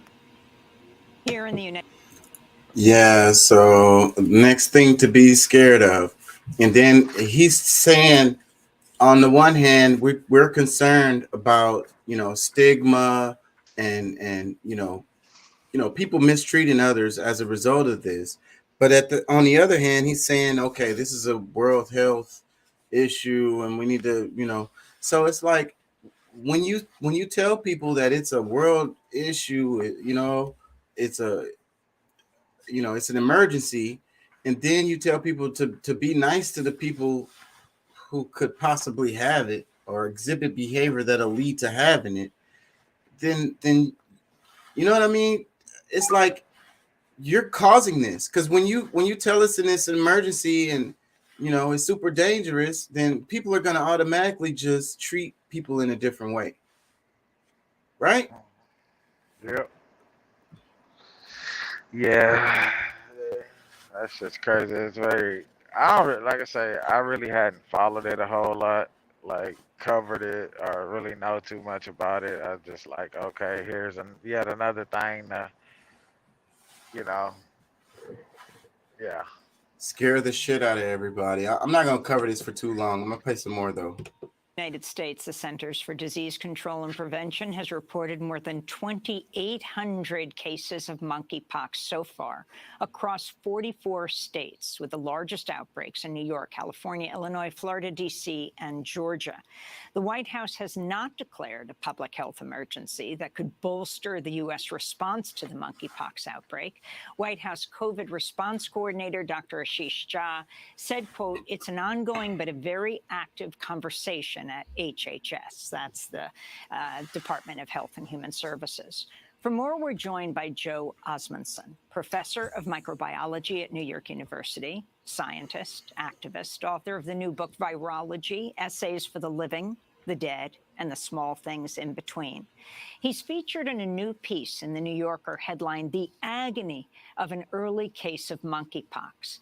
The piece begins, quote, "On the evening before Juneteenth, Joseph Osmundson, one of my best friends and a microbiologist at NYU, texted me, 'We think Andy has monkeypox.' 2 nights earlier, our friend Andy, as I'll call him, had spent hours hunched over in an emergency room with excruciating rectal pain, only to be refused testing. It was his 3rd try in 5 days. Andy's anal sores were internal. For patients to qualify for testing, CDC guidelines require the appearance of lesions on the skin. Osmundson needed help." Well, Professor Joe Osmundson, that's the opening paragraph of the piece in The New Yorker.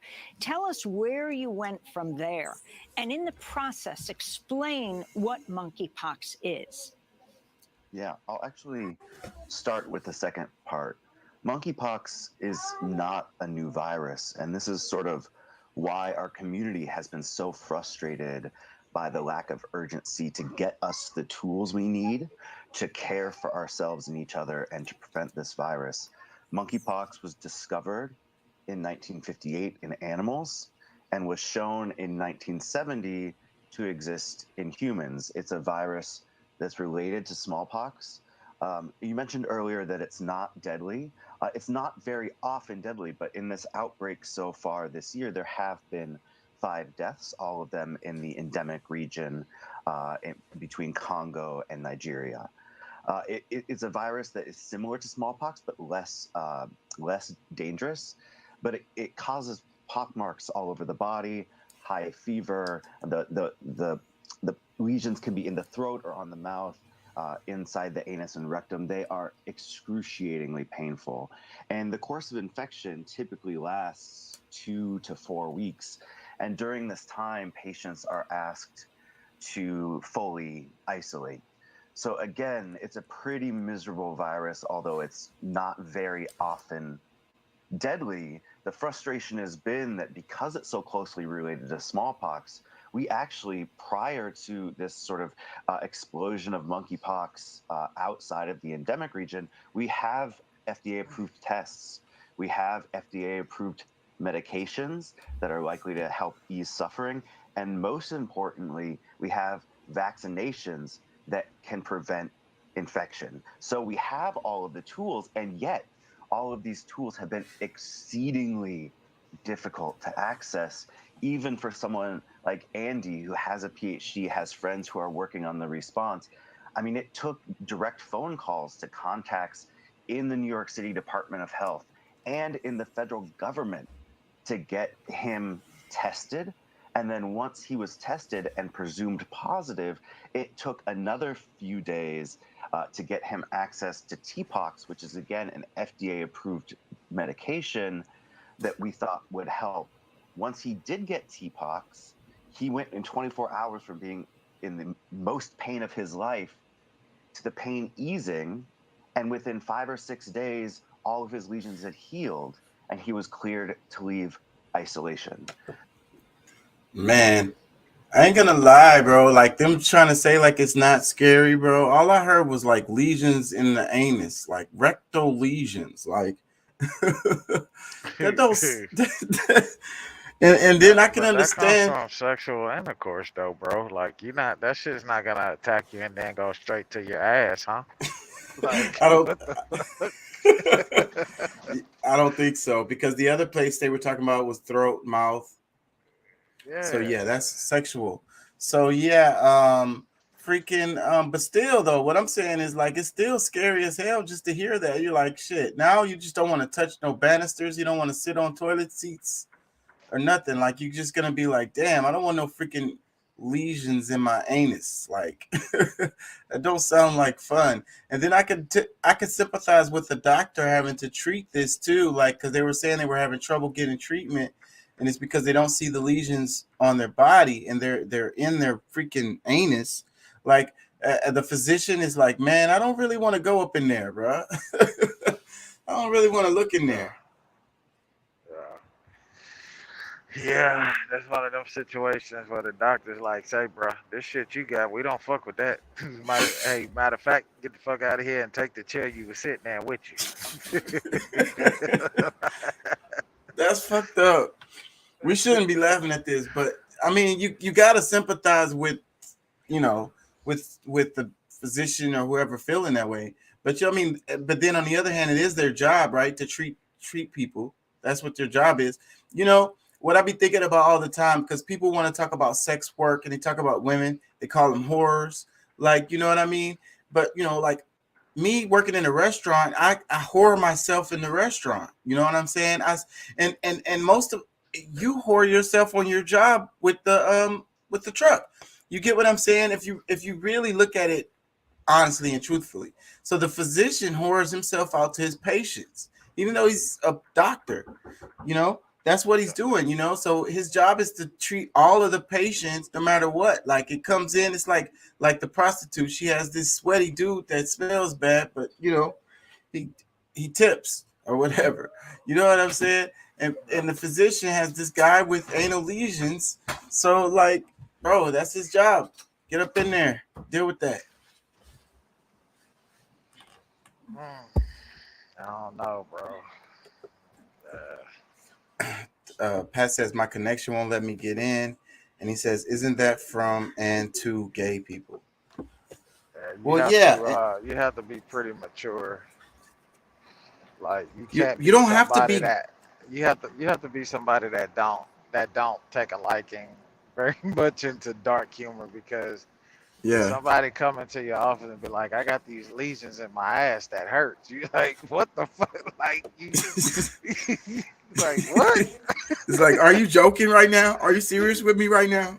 Yeah, especially like if could you imagine how they were like before these doctors had actually realized that this outbreak was going on, and you go in there, you're like, what?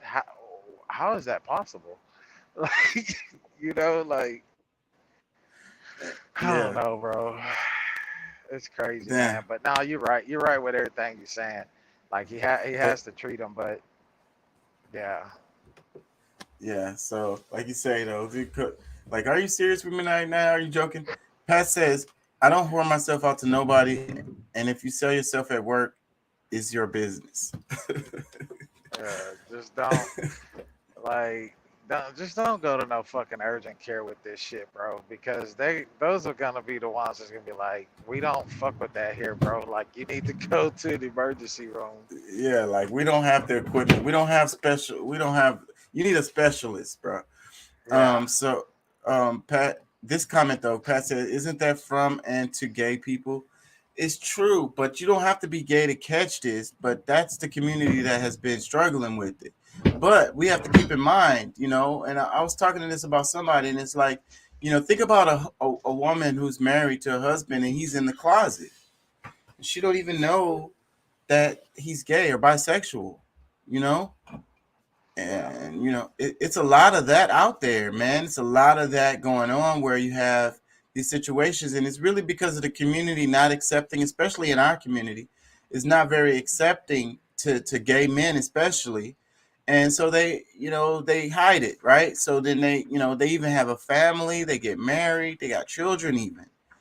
And they still do their thing. And then they're like, their whole family don't know about it. Now that's freaking where it would be dangerous as far as for the wife. And then like, what if the wife is cheating too? Like, you know, boom, here you go. So that's where it is, you know. So like, it doesn't necessarily have to be, you know, you don't have to be gay to catch this. You need to be promiscuous and having sex with random ass people. Yeah. Yeah, because you could probably very well be a dude and, you know, meet some chick and, you know, go in there raw doggy, you know, and you know, are you really feeling her and go in that raw doggy or whatever, which have you, however the shit work. Motherfuckers go in raw dog all the time, bro. Shit happens, you know, heat of the moment, you know, and boom, there you go. Like she's a carrier of it or some shit, you know. You just never know. You never know, bro. It's bad. It's sad. It's something that needs to be dealt with. It's something that they need to have you know, I guess vaccines or medicines to treat people readily available for people that may be experiencing the symptoms of it or may have tested positive for it. So, but yeah. Let me read the caption underneath the video. It says nearly 17,000 monkeypox infections have now been reported across 75 countries, and the World Health Organization declared the spread of monkeypox a global emergency. Meanwhile, the U.S. has stopped short of declaring a public health emergency, even with 3,000 cases reported in 44 states. New York alone has reported 900 cases of monkeypox. With rollout of the vaccine inhibited by short supply, we speak to Joe Osmondson, professor of microbiology at New York University, about the queer-phobic myths about the viral spread, the global inequity of vaccine distribution, and more. This should have been an easy virus to contain, says Osmondson. The immense frustration in our community has been watching hundreds of people get sick, not because they're having sex, not because of their queer identity, but because they've wanted to get vaccinated and those vaccines have not been available. Osmondson also describes how he helped a friend get treatment for monkeypox. His new book is Virology, Essay for the Living, the Dead, and the Small Things in Between. Yeah. He said not because they're having sex, but because they didn't get their vaccinations. I mean, we do. I agree. They need to be access to the vaccinations, but you also have to hold yourself accountable too. Let me read some more comments under here. It says they always show random images of brown-skinned people that appear to be taken in the field whenever they reference someone with it. If there are 17,000 cases in the world and 3K in the U.S., let's see those hospital images for the sake of reference in the story to avoid bias. Yeah, that's true too. I ain't gonna lie. And everybody, you know, monkeypox, just the name of it sounds kind of racist to me. And then it's like, okay, so then they're showing images of black dudes with it. And when you look it up, that's what you're gonna see. Image of black hands. Let me read some more comments. It says another crisis of late stage capitalism. Thank you, Professor. Another one. I love the fact that Amy can properly pronounce names and places with ease. it amazes me that she does this. She must speak quite a few languages. She says Arabic stuff very, very. She has to speak Arabic. She says those names way too well. There's some Indian names that she says way too well. I think she speaks some Pakistani or something. Let me read some more. It says, in any case, any crisis, America is the last place on earth that I'd want to be. Another one, it says, so it seems almost every major issue we are facing keeps boiling down to policy failure because capitalism needs to maximize profit before, helping people, saving people's lives. We lost Deuce. Pat say that's all right. Pat says that's bullshit. Black people have accepted gay people for decades, and you're in the closet. You better get out of the closet and into realness. I agree, Pat. And it's so dangerous. Like I said, I was talking to somebody like, if I was the wife and I caught monkeypox because my husband was gay this whole time and I didn't know this, he never revealed any. This information should have been revealed that you have some other sexual tendencies or whatever. We're getting married. I'm going to be your husband. You're going to be my wife. We need to have this conversation, I need to know these things. So like if this conversation never had and then now I catch monkeypox because this dude is out here, man, I'm going to want to kill this dude. I swear, bro. Like that's going to feel like a super ultimate violation. Like I'm going to have to hurt you. I'm gonna hurt you. I mean, I'm gonna physically hurt you bad. I have to do that. That's the only thing. That's the only justice I can think of. You hurt me physically. Now I have to hurt you back physically. So any woman that went through that, or I totally sympathize with her, and that would be mad fucked up. If it's okay, bro. If you gay, you gay. If you bisexual, you bisexual. It is what it is. But you need to be clear about that with your sexual partners. They need to know these things. You know what I'm saying? I was talking to somebody about this, and it's like, okay, so if you told the wife, now she's informed. So when like, you worry about him with his friends, like he has a friend named Tony. They hang out a lot. He's like, hey, bro, is Tony cute to you? Do you find Tony attractive? And the husband hesitates too long, and she's like, pause. That took too long. He's like, and then she's like, wait, so are y'all fucking? And like, pause. You took too long to answer that too. Wait, hold on. You know what I mean? But if she's not aware that he even has this tendencies in him, then she wouldn't even know to ask these questions, or you know what I'm saying, to keep an eye out for that type of thing. Yeah.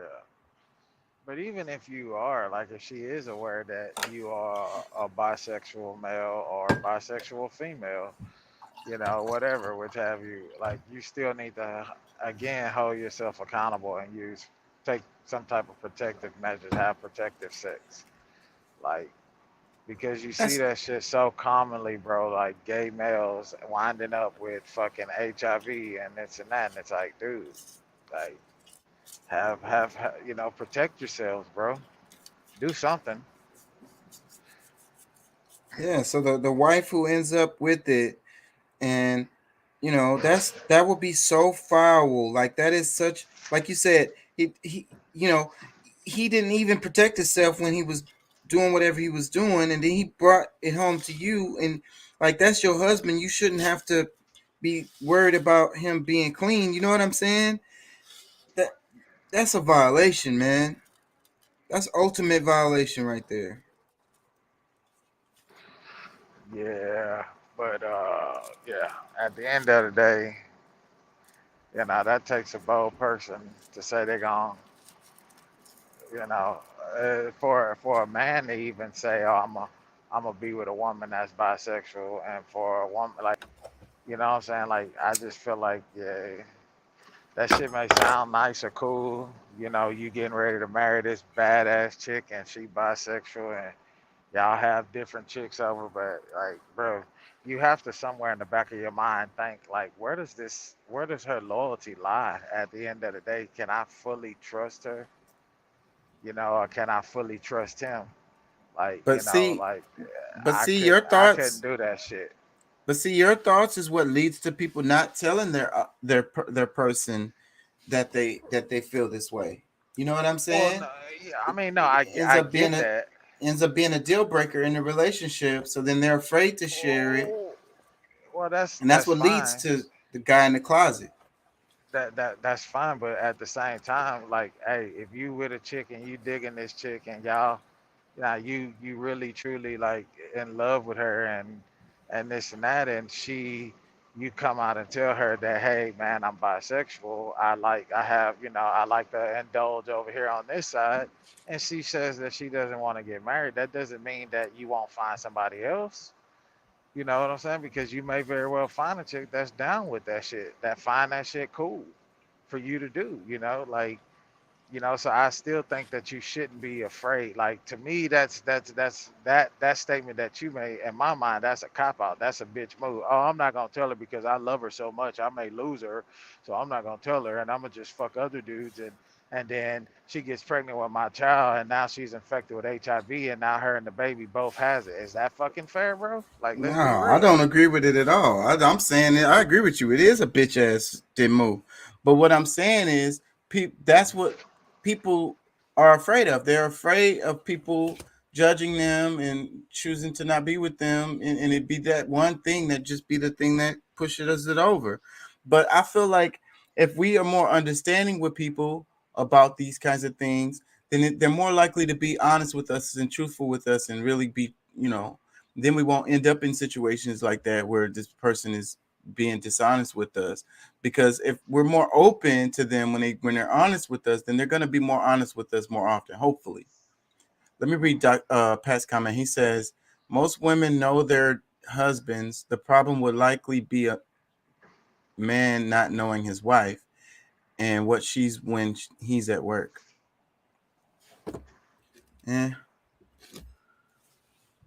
Yeah, I mean, it could go either way.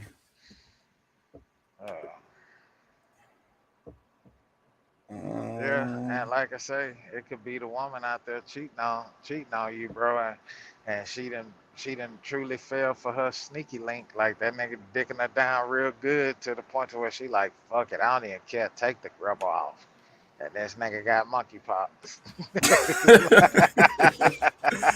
Now you got lesions in your anus. Yeah, Damn. that she got lesions in her anus and her pussy all on her mouth. You come home like, ooh, hey, what is that big ass bump on the side of your lip? Cause I already be funny about that shit anyway. I see somebody with a pimple around their lip, bro. I be like, okay, what the fuck? We got a little herpes situation going on here or what?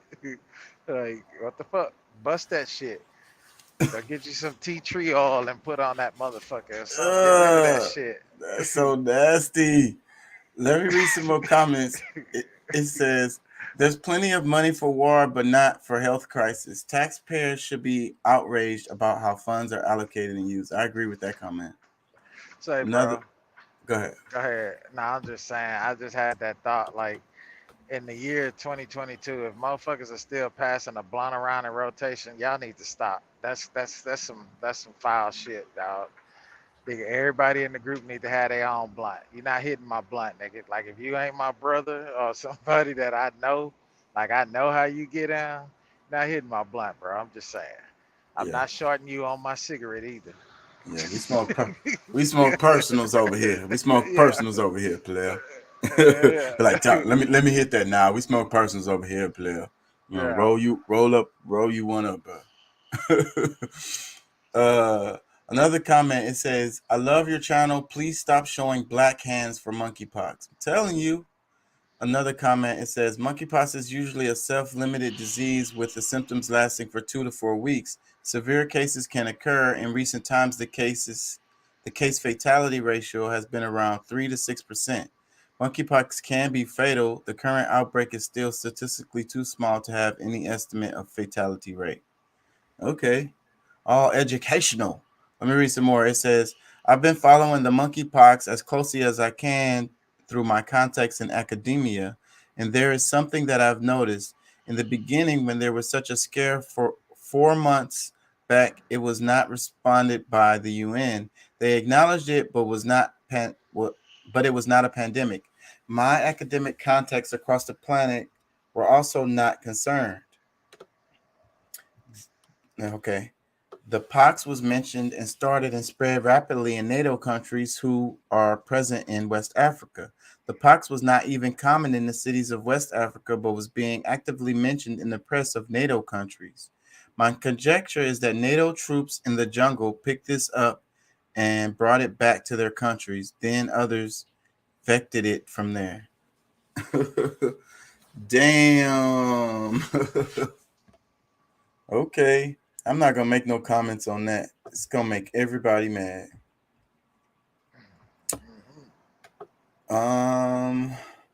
I think that was my last one. Y'all had sent me some stuff, and then I have this magazine over here I want to flip through. But I can still do Saturday night show. I work all day Saturday. I'm gonna be tired. I'm not It's up to 100% you, on bro. that. Just let me know. I'll probably text you if you're not on by like 11, 12, or midnight. I'll probably text you and be like, "Hey, are you coming on?" or something. But Yeah. yeah, like Yeah. I almost missed this one today, bro. Cause like I didn't even like I have my phone on do not disturb when I'm asleep, and so like I took it off when I started driving, and I was rolling, and just so happened my music stopped playing, and I looked down and I seen a text from you and Pat, and I clicked on it and it was like live. I was like, oh shit, we live. Yeah, I just decided to come on during the day because I work a double tomorrow. That's what's up. Shit, ain't nothing wrong with that. Yeah, I want to. I've been trying to figure out a way to do a day show, anyways, and I really want to change up the whole format for it. If I could just figure out which day of the week I could do it, and then I'm just gonna do like a day show. Yeah. So you're not Yeah. driving right now? Yeah, no, I am. I am. I'm Oh, rolling. I'm almost up here to Dallas area.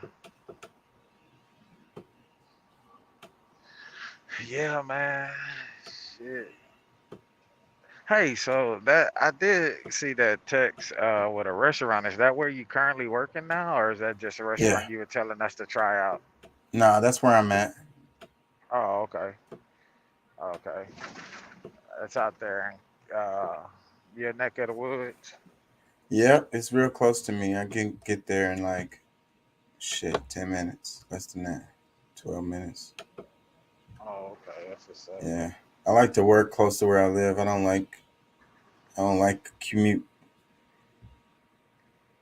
Yeah. That's what's up.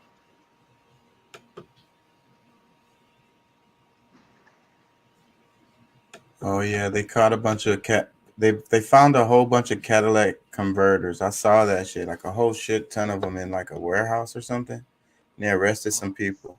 Come out with your hands up.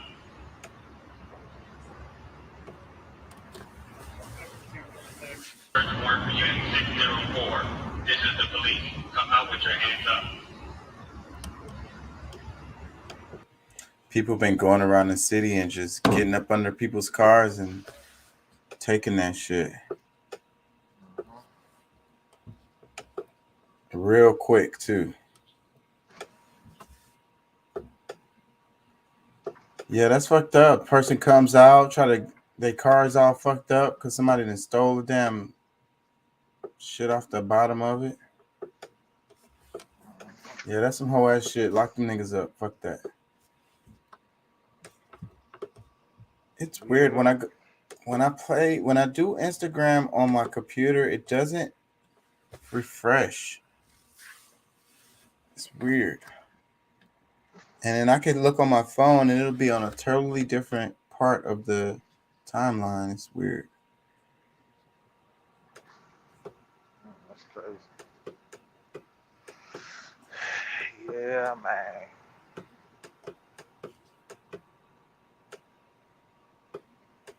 Motherfuckers out here getting you for everything. Um, damn. That horse knocked the wind out of his ass. Ooh, you made a bad decision, bro. That's a little kid. Everybody knows you do not walk up behind the horse like he startled the horse. Don't walk up behind the horse like that. Yeah. It says the House has passed legislation to revive a ban on semi-automatic guns, the first vote of its kind in years, and a direct response to the firearms often used in mass shootings. It is expected to stall in the 50-50 Senate. So it's funny. They always be talking about the House has passed legislation. That doesn't mean it's going to become law. It's got to make it through the Senate. 213. The bill is passed. Without objection, a motion to reconsider is laid upon the table.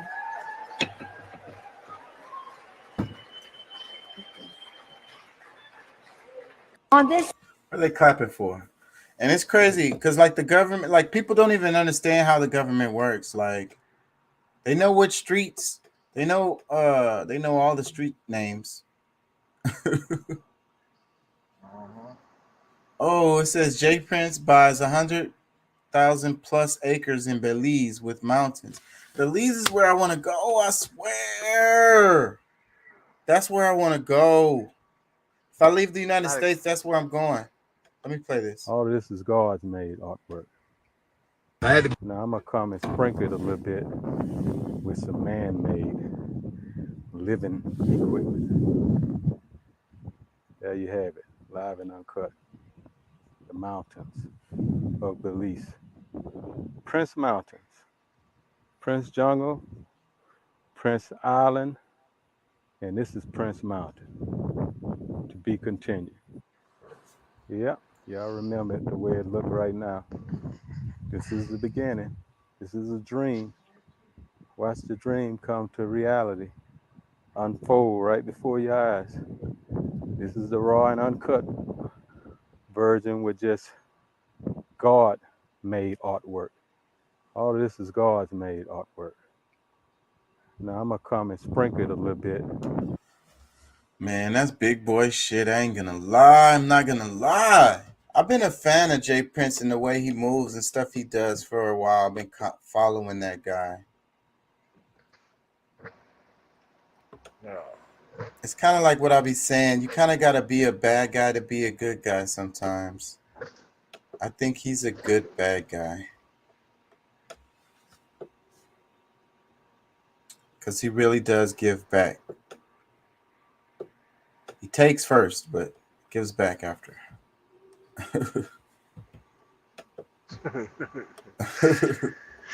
Yeah, at least that's what his artists have said. Yeah, shit, I don't know, bro. Yeah, man. He's a success story, though.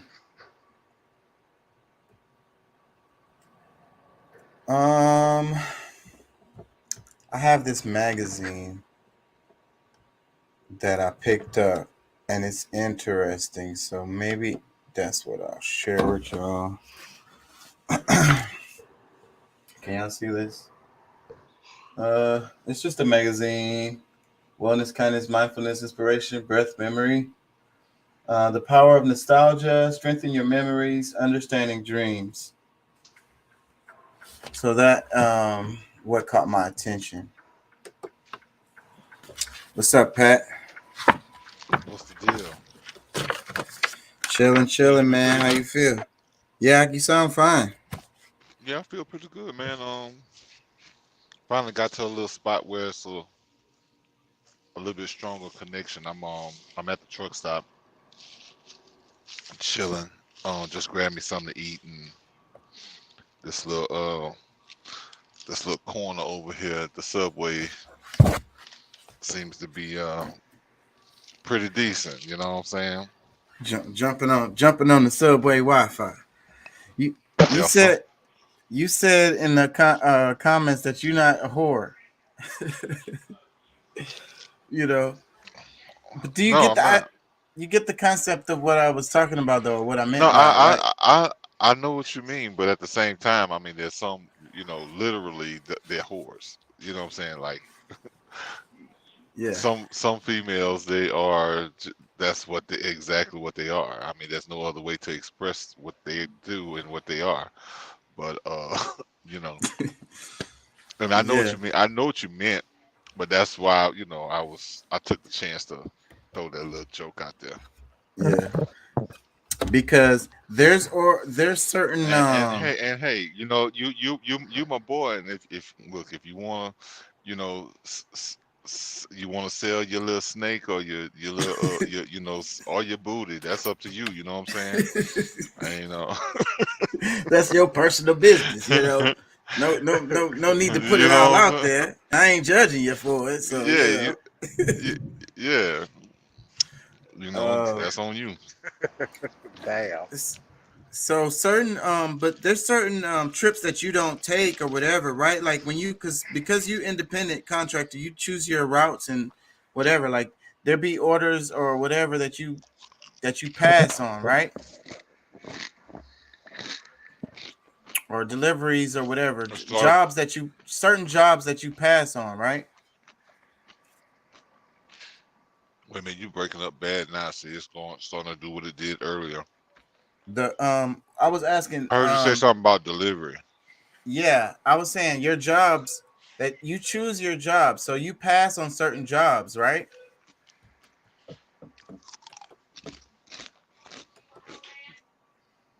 Um,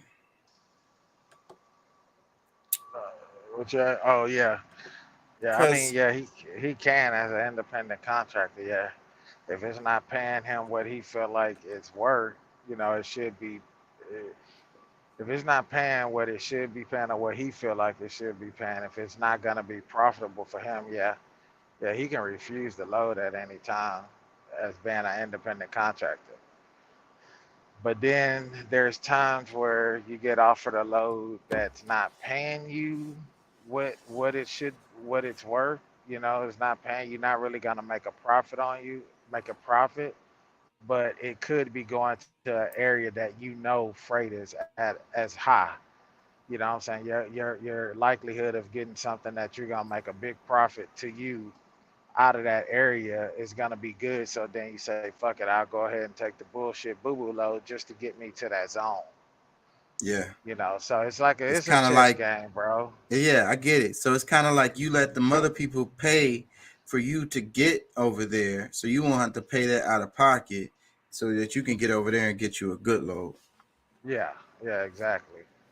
Yeah, so that load that you taking, it may only just cover your fuel to get down there, but in the end, you're not really out of, you know, at least you're not out of the fuel money to get down there. But then you get there, like you know what I'm saying. Let's say you in Kentucky, and you got a load they got a load that ain't paying shit, but it's going to Atlanta. But right now, depending on the time of the week in Atlanta, freight is moving like a motherfucker, going everywhere, paying top dollar. So you like, fuck, you know what? Fuck it. I go and take that load, get to Atlanta. You know what I'm saying? And while you on your way to Atlanta, you watching that load board and you find you something, book yourself out on something coming out of Atlanta that's going to another hot spot. So, but what about you and your job? You're not in the capacity of the independent contractor, so you're not in a position to be able to say, "I don't want to take this trip" or something like that. How would that work? Yeah, no, I mean I don't, but I get paid. I'm a company driver, so I get paid no matter what. And then I work for a private entity. I don't work for a freight company. I work for a company. So they'll send me a Damn, you're breaking up. real now. So it does.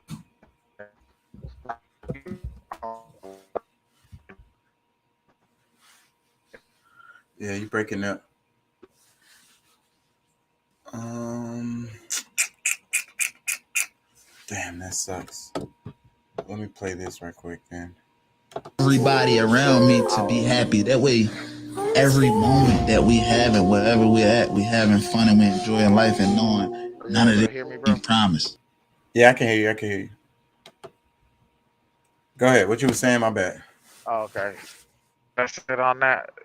Did you hear what I said on that whole deal? Most of the last of it was no. It was breaking up.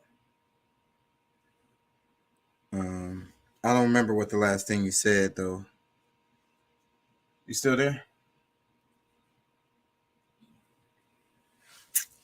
Damn. Anyways, the magazine Breathe Memory. The power of nostalgia. Strengthen your memories, understanding dreams. All right, there we go. I'm back now. Shit. You there? Let me ask you this. What does it mean to truly live in the moment? Welcome change and let go of preconceptions to open up a world of possibilities. So basically, what does it mean to truly live in the moment to you? What does that mean to you?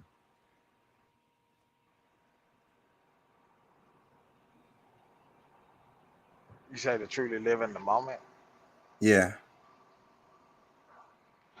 Oh, okay. Yeah.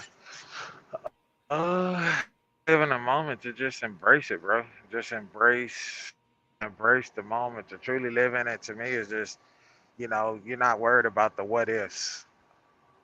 It's just you're just enjoying that moment in time. You're accepting. You've opened yourself up to full acceptance of whatever.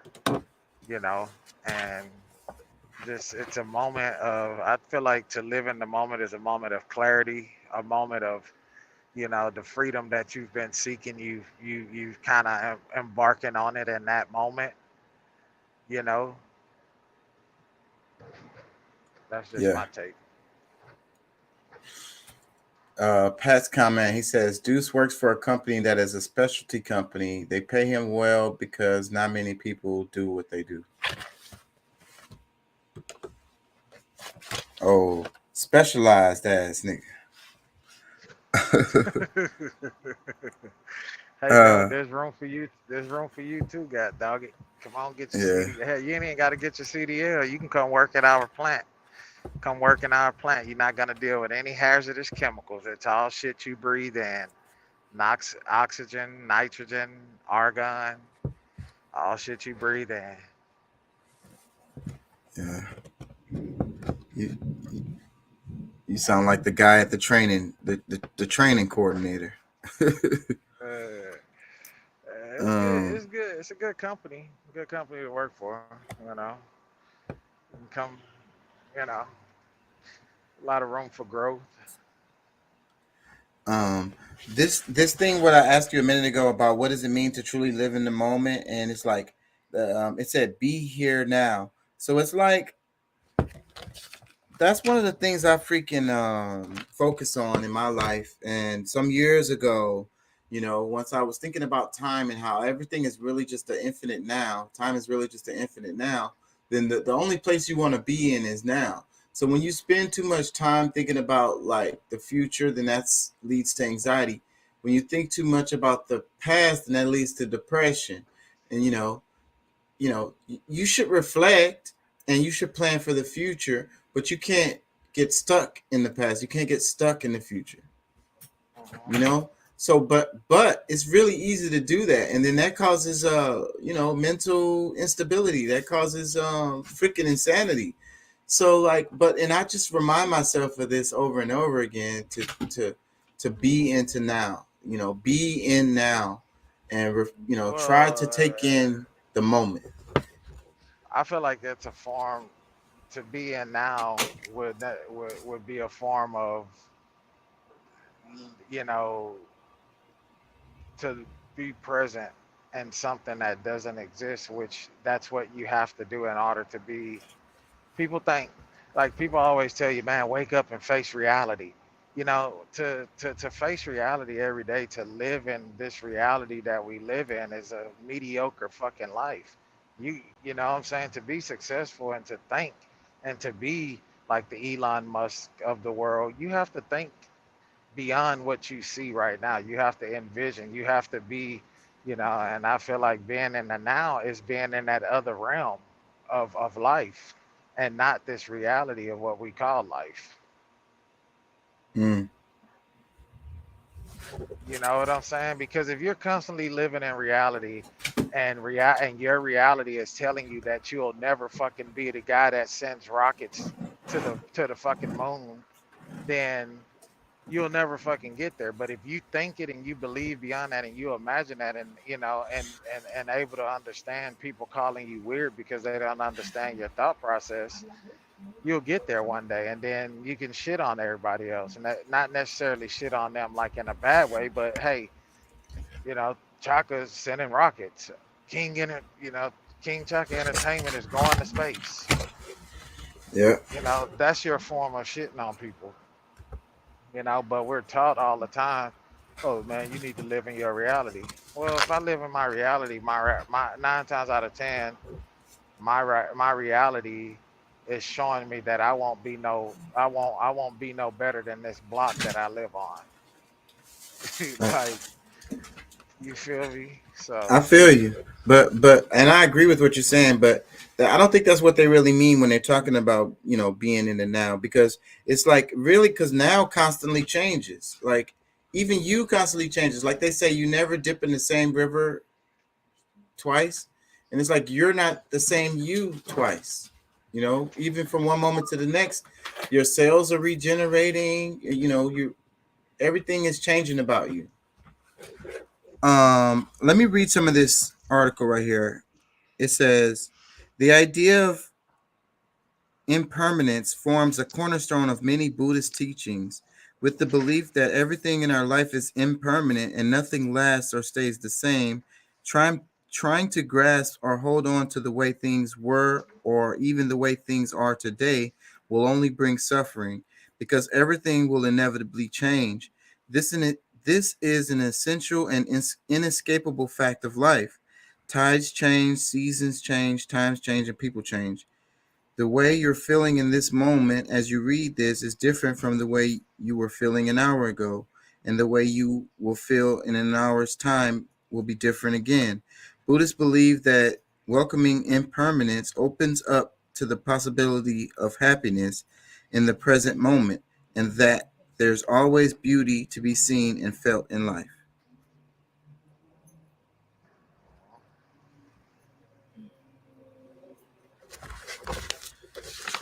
Yeah.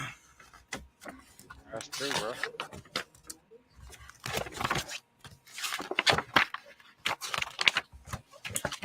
Yep. This one is talking about dreams. It says, reoccurring dreams buried deep in your memory can be distressing, but they can also reveal dynamic and valuable keys to the future. So, what do you think about like the reoccurring dreams that you have? What meaning do they have? Do they mean anything to you? Do you think they have meaning? I mean, I feel like they do. It's just sometimes trying to figure out what the hell it means is the trip. You know, but yeah.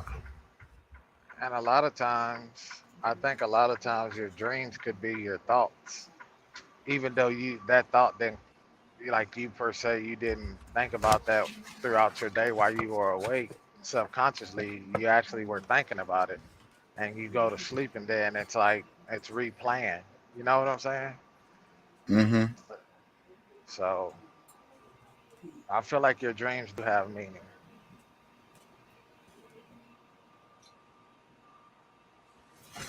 I wanted to talk about memory. Freaking, I'm looking for it, but I don't think, because I don't trust my memory. And I think that people create memories and they mix them up and change them and they're not real. And then you believe it to be real. And it's really, like I say, it's a mental illness. It's insanity. It drives you crazy because you think it's something happened that didn't, or you remember an event in a totally wrong way. Yeah. Um, Let me see if I can find it. I thought I read something about that in here.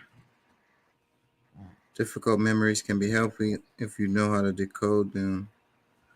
That might What have been about it. if Let you me go see. somewhere? Have you I'm have listening. you ever have you ever went to somewhere that to you it was like, man, this is my first time ever going here, but you go inside there and you're triggered by something and you like, I was here before. Have you ever had that feeling? Yep, Like I have. and it's like that shit is weird as fuck, bro. It's kind of like, where the fuck did that come from? Like all this shit is coming back to me.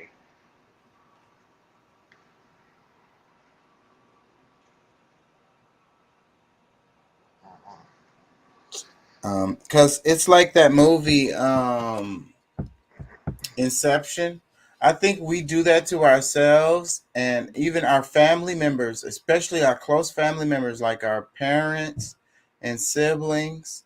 They do it to us. And sometimes the media does it to us. But the main ones who do it is ourselves and our close family members.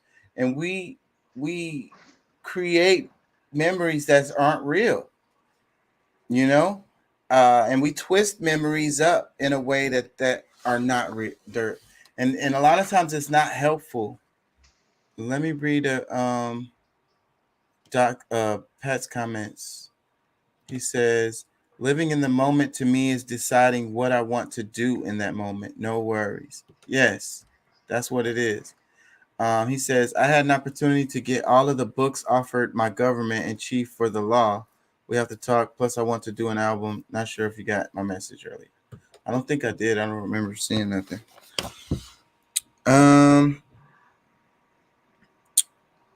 Okay. Let me read a little bit of this. It says, how to leave the past behind. While some memories bring back difficult or painful experiences, they can help you lay the past to rest if you know how to decode them. It says, do you ever find yourself having a strong reaction to minor events in life? Perhaps a friend forgets to reply to your text message and you're suddenly terrified that you've done something wrong and the friendship is over. Or you're trying to tell a partner about your difficult day at work, but they're stressed and not really listening, so you lose your temper. Psychologists often talk about the concept of transference and how past events can still loom large in some people's minds, affecting their present day feelings. Psychologist David Riccio, author of When the Past is Present, defines transference as an unconscious displacement of feelings, attitude, and expectations, perceptions, reactions, beliefs, and judgments that were appropriate to former figures in our lives, mostly parents, on to people in the present. See, like I say, parents, but they're not talking about what I was talking about. But, anyways, what if the seemingly ignored text message reminds you of your father who left the family when you were young? What if the inattentive partner brings to mind a mother who never seemed to have time for you? David says that when people haven't healed from the past, they can unknowingly use their present day lives as a stage for reenacting such experiences. Humans have an unconscious drive to heal and recover, and so their choices are often not just about present day preferences, but also about what happened to them when they were young. You might, for example, choose a quiet, distant partner who reminds you of your father, or a domineering best friend who brings to mind memories of an older sister. What you think about that? I never thought about it in that way, bro. Honestly, that could very well be true. But I do think we have a subconscious way of trying to heal all the time without even knowing. And it comes out in weird ways, and some of our behavior that's weird that people don't understand is us trying to heal from something that happened to us, a traumatic event. Pat says, when it comes to memories, in most cases, the actual events was probably worse than new memory, and the new memory is to protect yourself. Yeah. So, but that's just one example of how your memory can be twisted, and it'll be you or someone else around you who twists it. Because, like I say, like your parents I'll be telling you something happened or this thing happened or whatever, and it'll be something that never happened. And they may not even be doing this on purpose. It's their memory was fucked too. I don't trust people's memories. I don't trust my memory at all. I know that I be recreating the damn thing that whatever it was that happened. I know for a fact I be doing that, so I don't trust my memories. That's why when people ask, I always be like, I don't remember. I be remembering, but I don't trust them enough to say them out loud. Let me read some more. It says, this transference can make it hard to see who people really are. It may be that you view partner. Wait. It may be that you view your partner as overly needy and demanding when actually you're projecting your mother's personality onto them. Or you perceive your boss as a bully when actually they're just doing their job. Sometimes transference means you see a problem in the present when ultimately all is well. Like we done created a problem that's not a problem just inside of our head. Now, how many times does that happen? Let me read some more. It says, honest assessment. It's not just about you, though. While all this is going on, your partner or friends may be projecting their own transference needs onto you in a process psychologicist term countertransference. This makes a complex web of relationships that can take a lot of untangling. What can you do about it? It can be quite daunting suddenly to realize your world may not be as it seems, that your feelings are not only related to the present but also to the past hurts. It takes a willingness to open up and really look at yourself and your relationships in an honest way. It's deep emotional work, but it can be rewarding. As you notice and heal from a transference, you can leave the past behind and create a new, vibrant life in the present.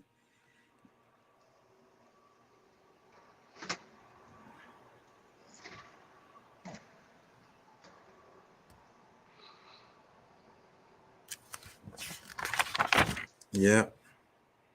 I feel that. I feel that.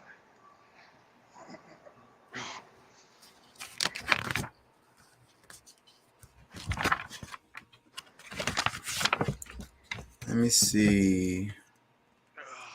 It says the right stuff. Decluttering your life may be on a trend, but it's well worth finding space for things that remind you of treasured times and loved ones. Man, I just cleaned up pretty good this week. I was off yesterday and today, so I did a lot of stuff, man. I went to the cleaners, I went to the bank, I washed a bunch of clothes, cleaned up really good, walked in the park. It's funny that this thing said something about decluttering your life may be on trend. I don't know about that, but I noticed that when I do make things more organized around me, I think more clearly. I feel like your clutter around you is a manifestation of what's going on in your mind. You know, it's a physical manifestation of what's happening mentally. So where you are in the physical real now is a mess, then mentally you're a mess. Yeah. What do you think? What do you think? Yeah, I feel that way too, man. Because like when you know that, like when shit is cluttered around you, bro, you get so you just like it's like you're frustrated, especially if you find yourself needing to find something in that at that moment, and shit is everywhere. Like so, yeah, I'm 100% believe that you should, yeah, keep your life decluttered. Yeah. So what kind of ways, what do you do? What do you do to deal with clutter? What are some of your habits or, you know, If shit is too, if rituals? it's like, if for me, if there's a lot of clutter, like I tend to just throw shit away. Yeah, I do the same thing, I You know, swear. When I once I like I want just I throw do the that shit same away. thing. When I get frustrated, if I cleaned up and I moved something from one spot to another more than once, and I'm like, man, just throw, obviously nobody's using this or whatever. It's obviously not being used. Just fucking chunk it. I don't know. I don't think I Yeah, should do that though. exactly. It's a frustrated thing, and sometimes these things are useful things, but I just get frustrated, and I'll chunk it. I do that shit all the time. Yeah. Yeah, I do the same thing, bro. Like I'll just throw the shit away. You know, I mean, and that's usually like for me, it's like, man, let's just throw this away. Like, are we truly using this stuff? You know. Whereas my wife, on the other hand, like she'll keep shit, and then like when, you know, like I'll be like, man, throw this shit away. Especially like if it's time to move. Like, because for one, like for me, I'm already like a minimal person. Like I like clean lines. I like to be able to see my walls. I like to be able to see the baseboard on my walls. You know what I'm saying? Like I'm like that type of person. So it's like for me, I don't believe in having like a whole lot of furniture. I believe in having purposeful furniture. You know, shit that, it's not too much, but it's nice. It's kind of elegant, and it's just, clean lines, And seamless. I agree with you all the way. And I like open spaces too. Like Yeah, I yeah. like I the like my center of shit the to be room. open. Yeah. Be open. Yeah. I just feel more comfortable. I can breathe better. I can move better, whatever, you know. If we want to wrestle on the floor, we can wrestle on the floor, you know? Yeah. Yeah, man. Like Do that's some the yoga. kind of that's where I'm at with it. Whereas you got some people that like to have clutter and shit, bro. Like, but like, I can't stand that shit. Like, I like it clean. I like, and I like subtle scents. I like subtle scents like clean linen. Like subtle scents. Me too. That's why I like to burn candles. And that's why I hate those body sprays. I'll be smelling that and I'll be like, man, hate those body sprays. They Yeah, be so strong and obnoxious. yeah, yeah. I think body sprays was like like my middle school, high school days. Now I'm on cologne. Like I will not buy a can of Axe in this day and time of my life. Like, nah, bro. Nah, I keep me some cologne. But I know people that still use Axe body spray, and I'm like, nah, bro. I think it's just promoted really well. These commercials have a lot of power. Yeah. Let's talk about memory a little bit more because that's always so interesting to me. It says, all too familiar. It's an anomaly of memory that fascinates and disturbs in equal measure. And although scientific studies have sought to unlock the truth behind it, deja vu continues to mystify. It says, have you ever walked into a room and had the eerie feeling that you've been there before, although you know you haven't? Or found yourself in the middle of discussion with someone and recalling having that same conversation with the same person some time ago? If so, you've experienced deja vu, a sense of familiarity with something that you know isn't familiar to you. Its French-derived name means already seen. Around 60 to 80% of people experience deja vu during their lives, but incidents are most common in those aged 15 to 25. Despite the fact that so many experience it, however, deja vu remains something of a mystery. The term was first coined by French philosopher and researcher Émile Bouroc in 1876. While it was quickly touted as evidence of past lives by proponents of psychic phenomena, early psychiatrists and psychologists proposed different theories by way of explanation. Sigmund Freud, there go that guy again, for example, who established the theories of the therapy of psychoanalysis, suggested it occurs when someone who was reminded of an unconscious fantasy being unconscious. The fantasy was blocked from awareness, but the sense of familiarity brought through and caused deja vu. That actually makes fucking sense. That's one thing I love and hate Sigmund Freud. He's so freaking annoying. He's definitely a creep. Like he was definitely demented, but some of his stuff is on point. This is pretty on point. Um, he said it reminds you of an unconscious fantasy. Being unconscious, the fantasy was blocked from awareness, but the sense of familiarity broke through and caused deja vu. So basically, you fantasized about this event, like dreamed it, and then something very similar or almost the same thing happens in real life, and then your brain triggers it as a memory of something that already happened. But it hasn't already happened. It was just that you kind of dreamed it. Yeah.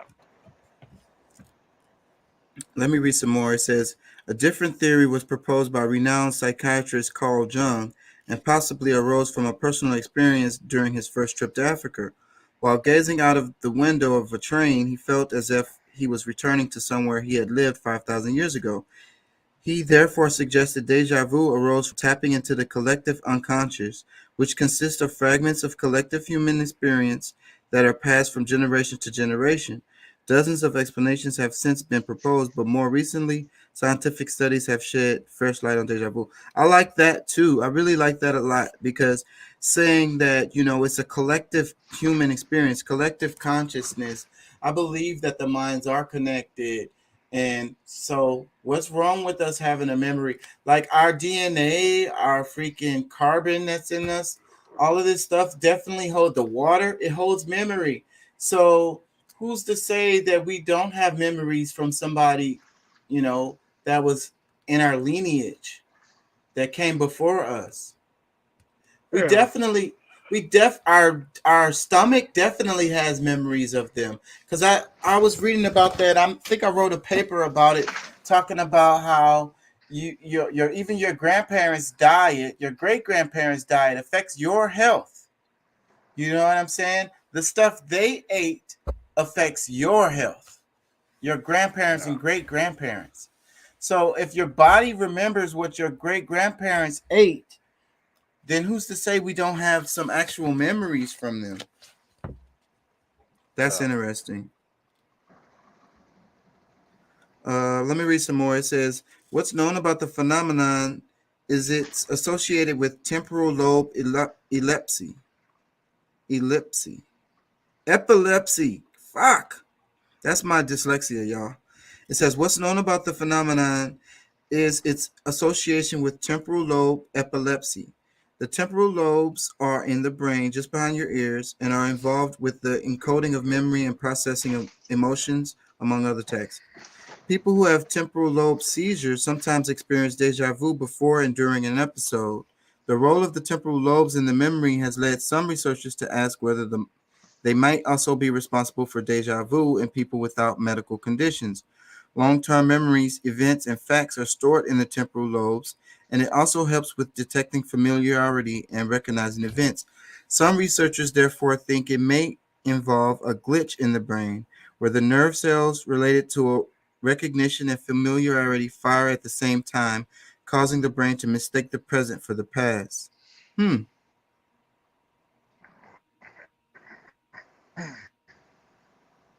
me read a little bit more. Another theory is that an information mismatch in the brain's pathway causes deja vu. For example, an unremarkable sensory experience like the smell of a familiar aftershave can create a richly detailed recollection, complete with strong emotions. Deja vu could be linked to discrepancies in the brain memory systems, leading certain sensory inputs to bypass short-term memory and head straight to long-term memory instead, producing the feeling that a certain moment has been experienced before. That makes sense too, because we know how like smells have so much impact on your memory. Like that's the things that you remember. It'd be the subtle things you remember more than like the main things. Because you ever think about a major event that happened in your life, and then you'd be like, it smelled like such and such or something, or maybe it was warm, like I felt hot, like the temperature was hot. It'll be those little details like that that you really remember very, very clearly. And then it'd be a moment where you have like you smell a similar smell or the same smell, or you feel like a temperature or whatever that's the same, and it'll bring back that memory. And then so they're saying like your brain does like a glitch thing where you start thinking, something happened. That's interesting. It's got my mind going. Hold on. Let me read some more. It says other research has suggested the brain uses deja vu to check the memories are correct. A 2016 study tested this by reading volunteers the linked words bed, pillow, night, and duvet. They deliberately left out the related words sleep. When volunteers were later asked if they heard the word sleep, they remembered that they hadn't. But at the same time, the word seemed familiar because of its relationship to the other words. This simulated a sense of deja vu. I think they're kind of stretching right there. I think Checking they to don't see. want to tell you that deja vu is actually You right. It's a real memory, bro. I feel like it is. I feel like it's a real memory from whoever you were before was there at that place and time, and your brain was triggered. I don't know. That sounds weird, but I felt like that.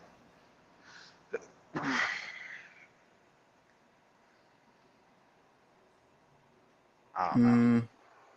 It says you meet someone you know and can't remember their name. It happens to us all. Thankfully, they are easy. Oh, whatever. I can't remember people's names for shit.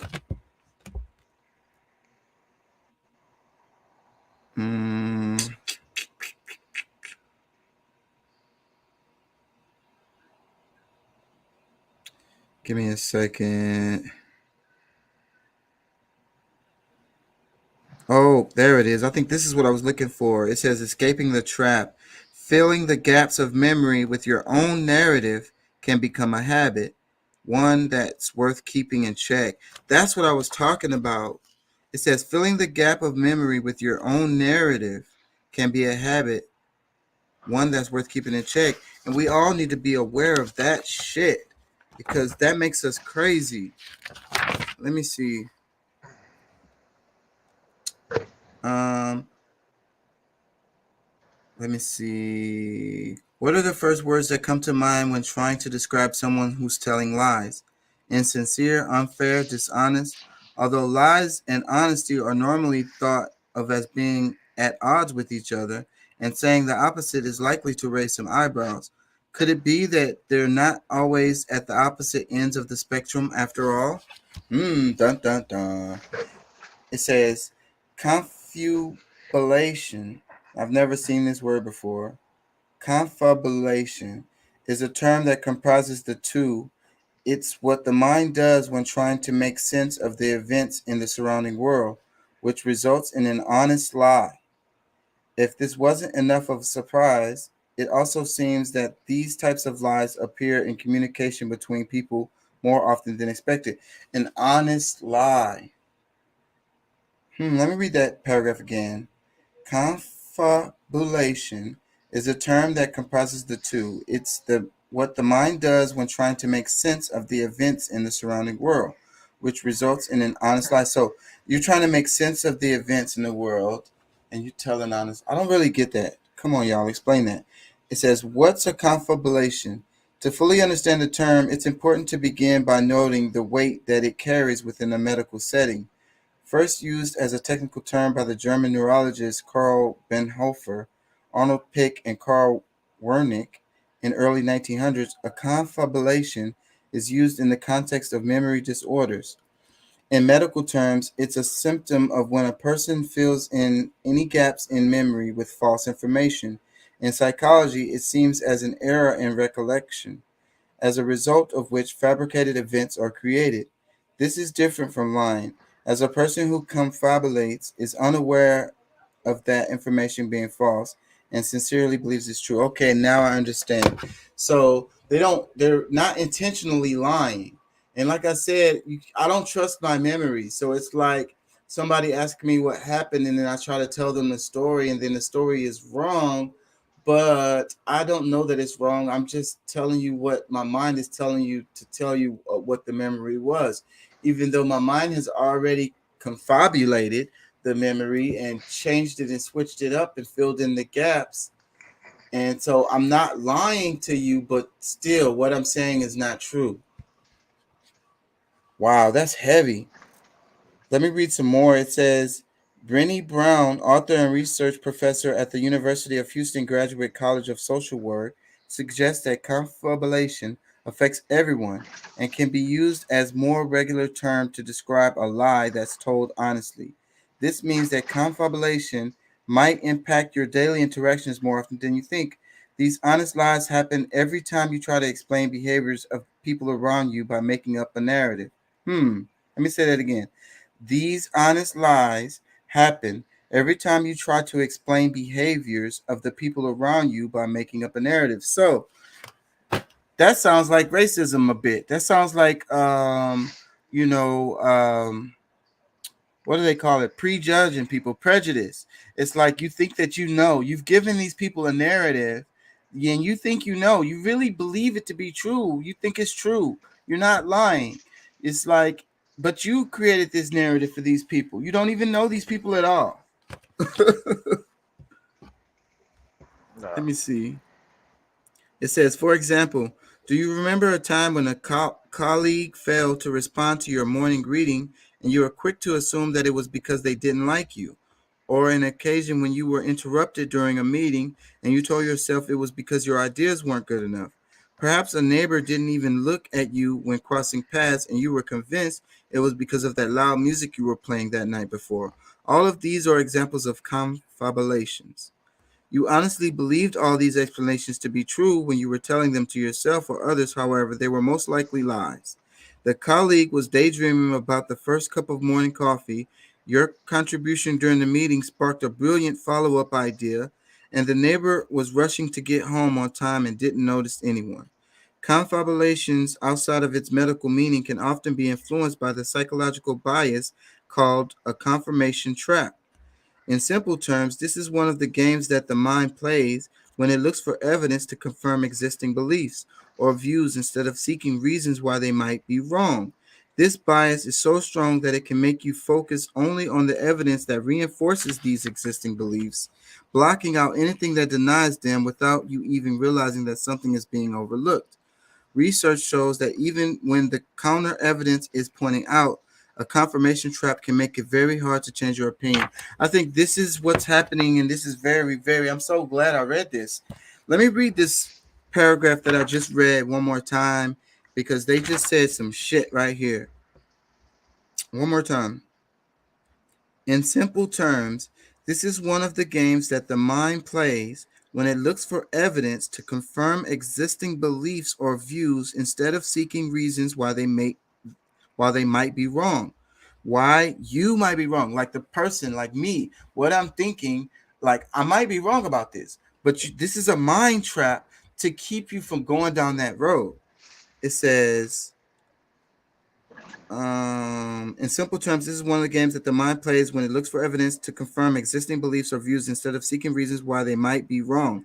This bias is so strong that it can make your focus only on the evidence that reinforces the existing beliefs. So you only want to hear, it's like our bubble, our algorithm that we live in, our yes men that tells us what we want to hear. We only want to hear the stuff that we already believe to be true.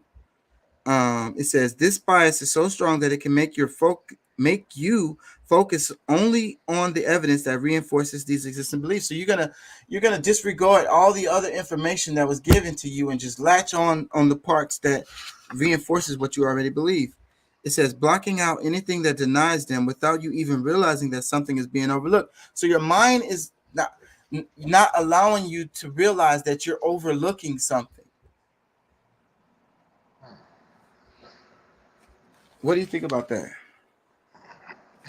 Nah, shit, I believe that that's true, bro. And sometimes you have to have someone around you to bring this shit to your attention that you miss. You have to have somebody that's a little bit more open minded, a little bit more transparent. And that's the reason why I believe that there should be the use of technology in investigations because so many people are convicted off of they say evidence, but I think a lot of times the conclusion in the evidence is what the whoever done the investigation has formed in their mind what they conclude. You feel me? Does Yeah, that make but sense? yes, it does. But technology is a double-edged sword because you see what happened with all these DNA. They're coming out more and more. A lot of these cases, and it was all on just all they had was a shred of DNA evidence was used to convict these people. And now they're finding out that this was faulty Well, science. And but that was back then though. Like the the DNA back then wasn't as the methods in which they did because back then local law authorities, even the state police, they to get a form to get a have a formal DNA type of shit ran or whatever, they had to send that shit a lot of times to the FBI for it to be tested. yeah, but You know what I'm look, saying? it But was I a think the recent fact of that they come up with this whole it was a recent genealogy case. deal.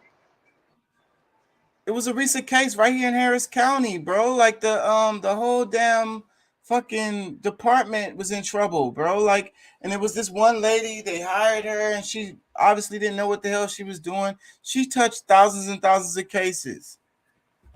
This was recently. Yeah. Well, there still has to be like we talk about all the time, checks and balances, and making sure that the technology that's being used is updated regularly. You know that. Yeah. But I mean, I don't know, bro. I don't know. Maybe I'm wrong with what I was saying, but I do feel like that's how a lot of people are probably a lot of times convicted because of, you know, somebody missed something in the evidence or missed something in that, you know. I know. Our justice system is a farce.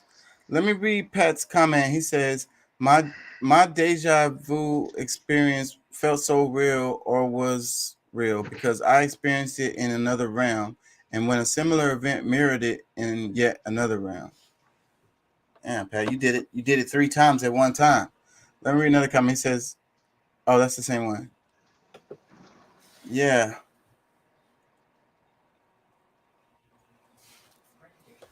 I don't know what it is with deja vu. It's definitely interesting.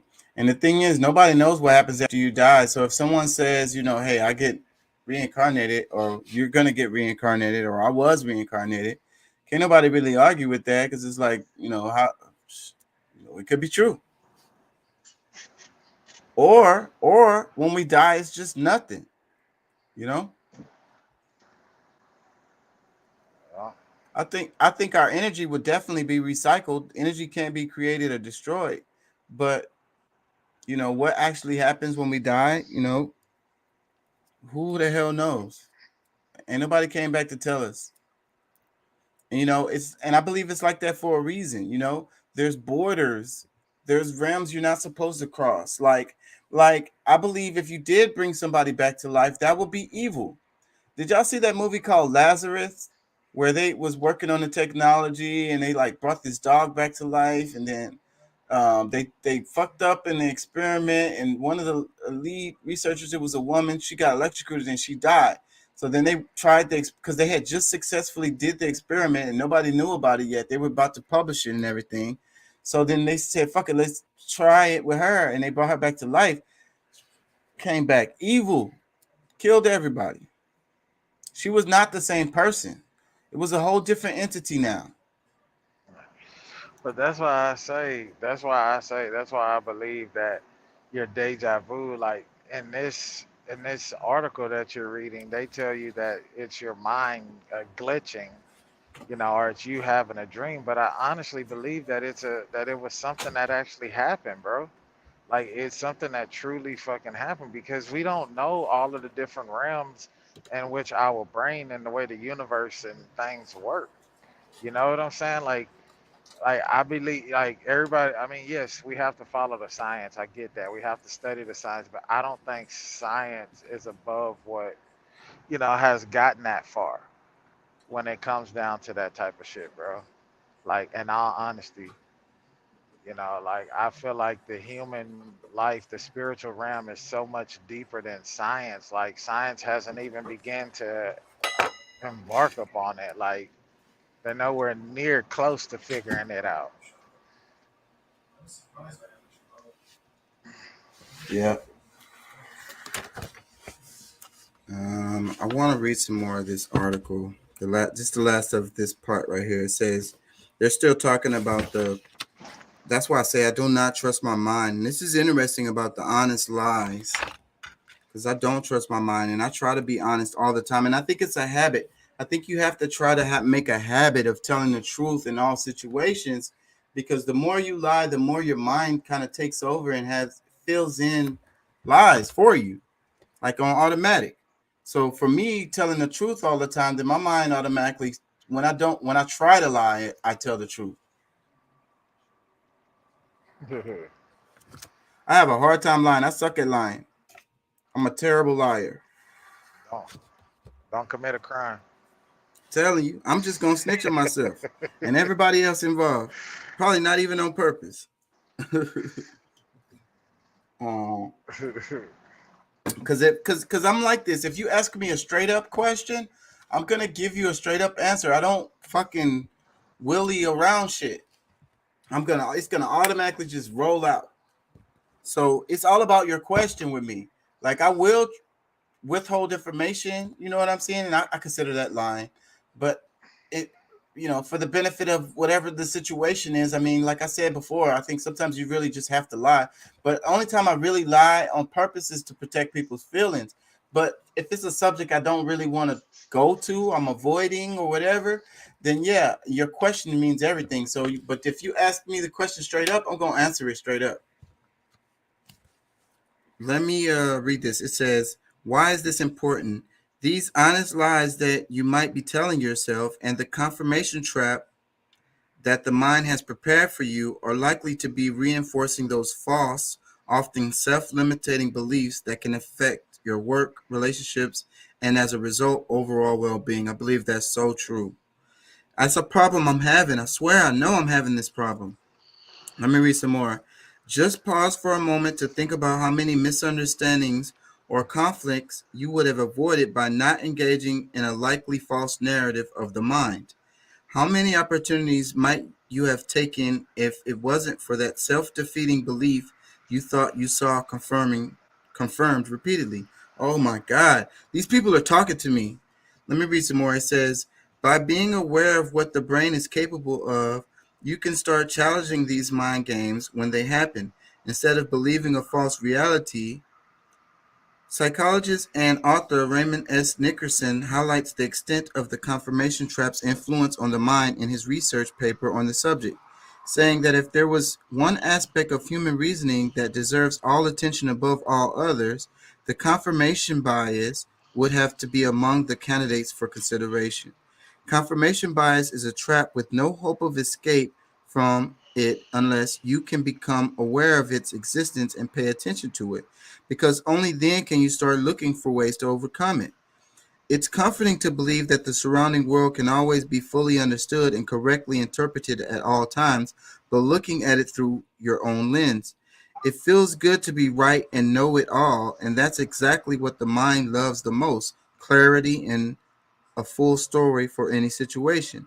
However, these stories and any gaps in between are likely to be filled in with confabulations, honest lies that you might be telling yourself and others that either lack evidence or are based on subjective evidence created by a mind that's trapped in a confirmation bias.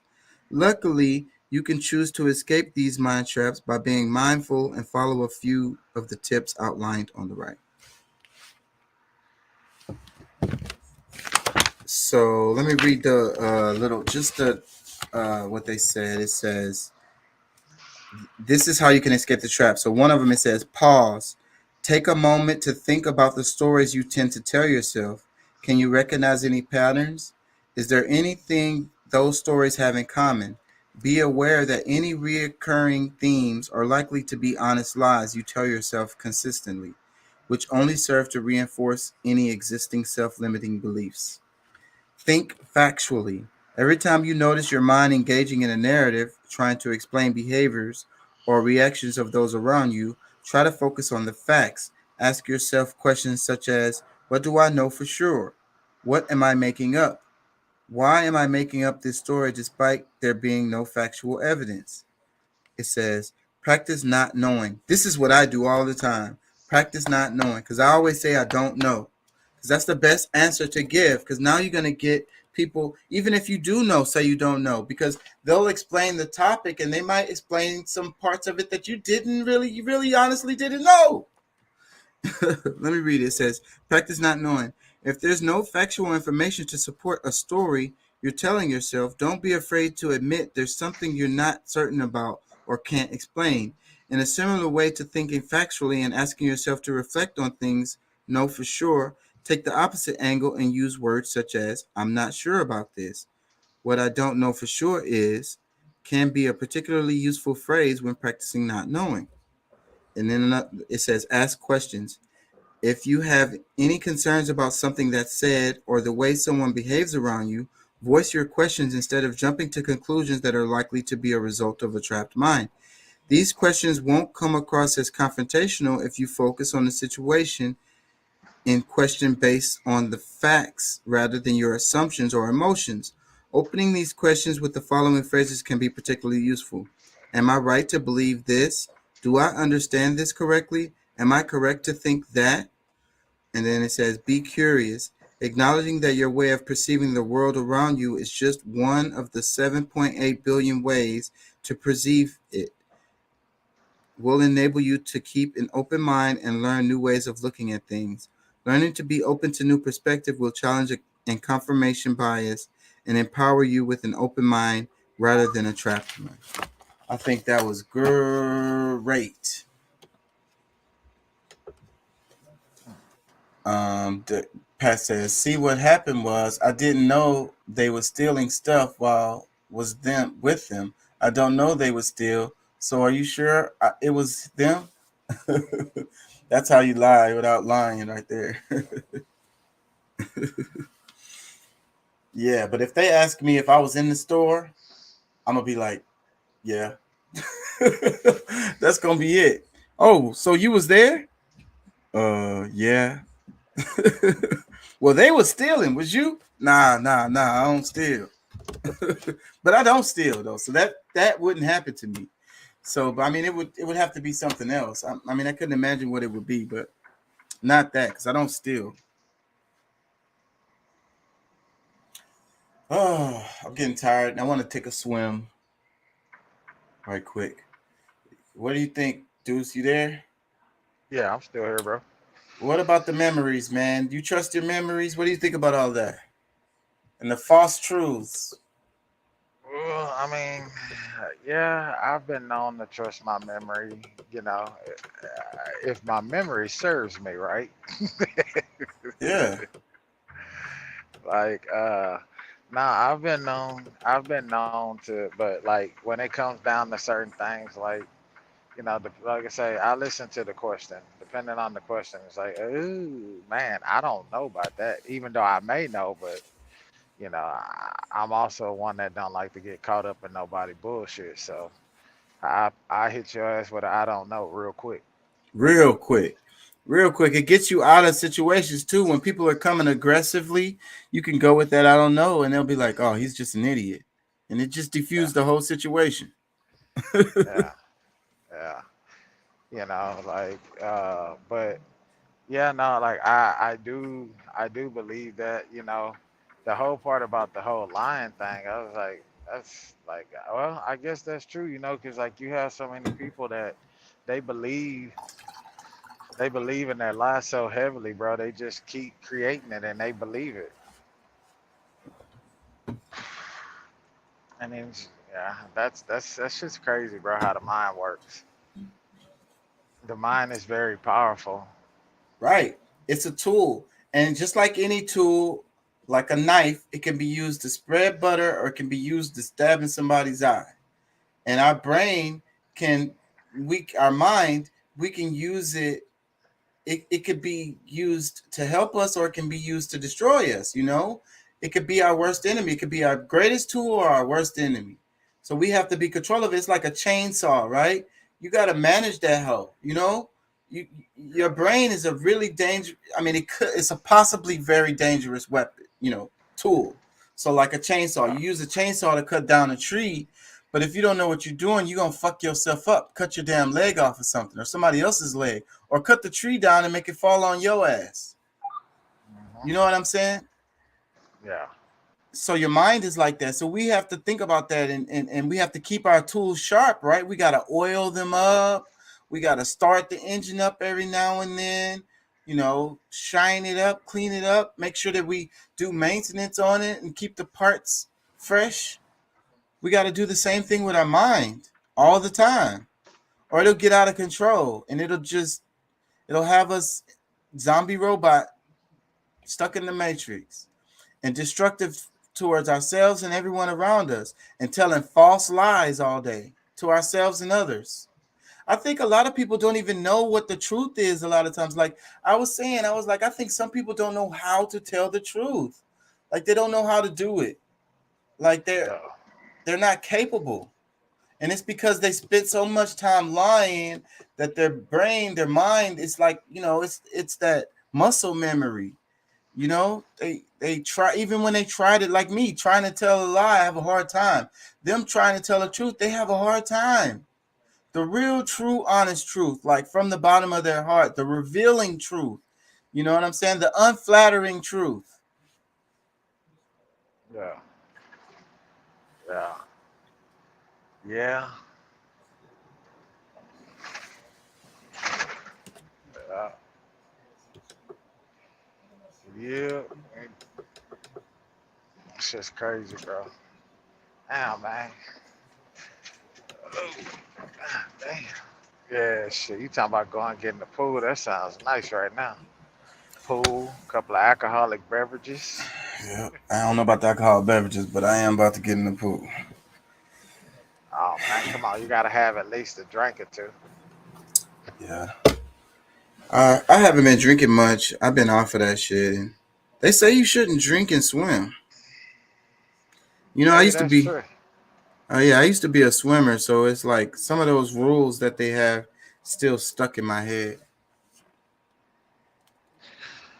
I can see that, you know. But if you're just standing around in the pool, and every now and again, you kind of go under and come back up, I think you're fine. Yeah, I'm sure you would be, but that's not swimming, and that's not what I'm finna do. I'm finna do some laps. Yeah, well, you should. You go ahead and do some laps. I walk and drink. Yeah, goddamn, Chucky, you finished that lap pretty quick. Can you finish before I finish this drink? Yep, I'm gonna be like, yep, challenge accepted. Oh fuck, my wrist hurt. Oh shit, my shit hurt. I don't know what I did to my fucking wrist. My shit is hurting. That's something I was doing while I was on the show. I be absent-mindedly doing shit because I be focused on the thought. So I'll be having my leg twisted and my foot, and my wrist or hand in an awkward position. Anyways, man, I'm gonna wrap it. Pat says, "What is a false lie? False lie sounds like truth." Yeah, but what they was explaining, it's really complex though. But it's really how your mind, you really are telling a lie, but it's not a lie because you're not purposely lying. Like your brain thinks it's the truth. You really do believe it to be true. So that's what makes it not a lie, but it's still not the truth. That's heavy. Yeah, that is. That is. All right, y'all. I'm gonna wrap it before it get too late. I'm gonna get out here. A little bit of sun left. Oh So yeah, I feel that, bro. Hey man, one last thing before you go? Did you see the deal on Twitter where they're pushing for some bill? I think the bill did pass, or they're gonna vote on it or something. That it's called the rap something law, where rap lyrics can't be used oh against. yeah. Yeah, I heard about that. That's a good thing. That's a good thing, I think, because a lot of these rappers are just talking in their damn songs. But but then there's a flip side to that because you got the guys who make songs about that person they killed. They killed somebody and then they make a song about it, like freaking retarded. So but I hate to see the rappers that are just rapping about, they shouldn't be rapping about this derogatory stuff in the first place. But if they're just rapping about some stuff and then they end up catching the case behind it, that's messed up. They can railroad them into prison off of that shit. Yeah, yeah, man. But yeah, bro, shit, bro. Go enjoy your swim time, man. Shit. All right, man. Enjoy this Peace view and out the love. windshield. Peace and love, bro. Be safe. Get y'all some rest. And thank Oh y'all for yeah, joining. I'll be back. we'll I'm going to do. try to be back tomorrow. It's probably going to be, who knows what time it'll be. But I'm going to try to come on tomorrow. All All right, right, y'all. I'll be out here tomorrow, so. Yeah. All right, man. Peace and love.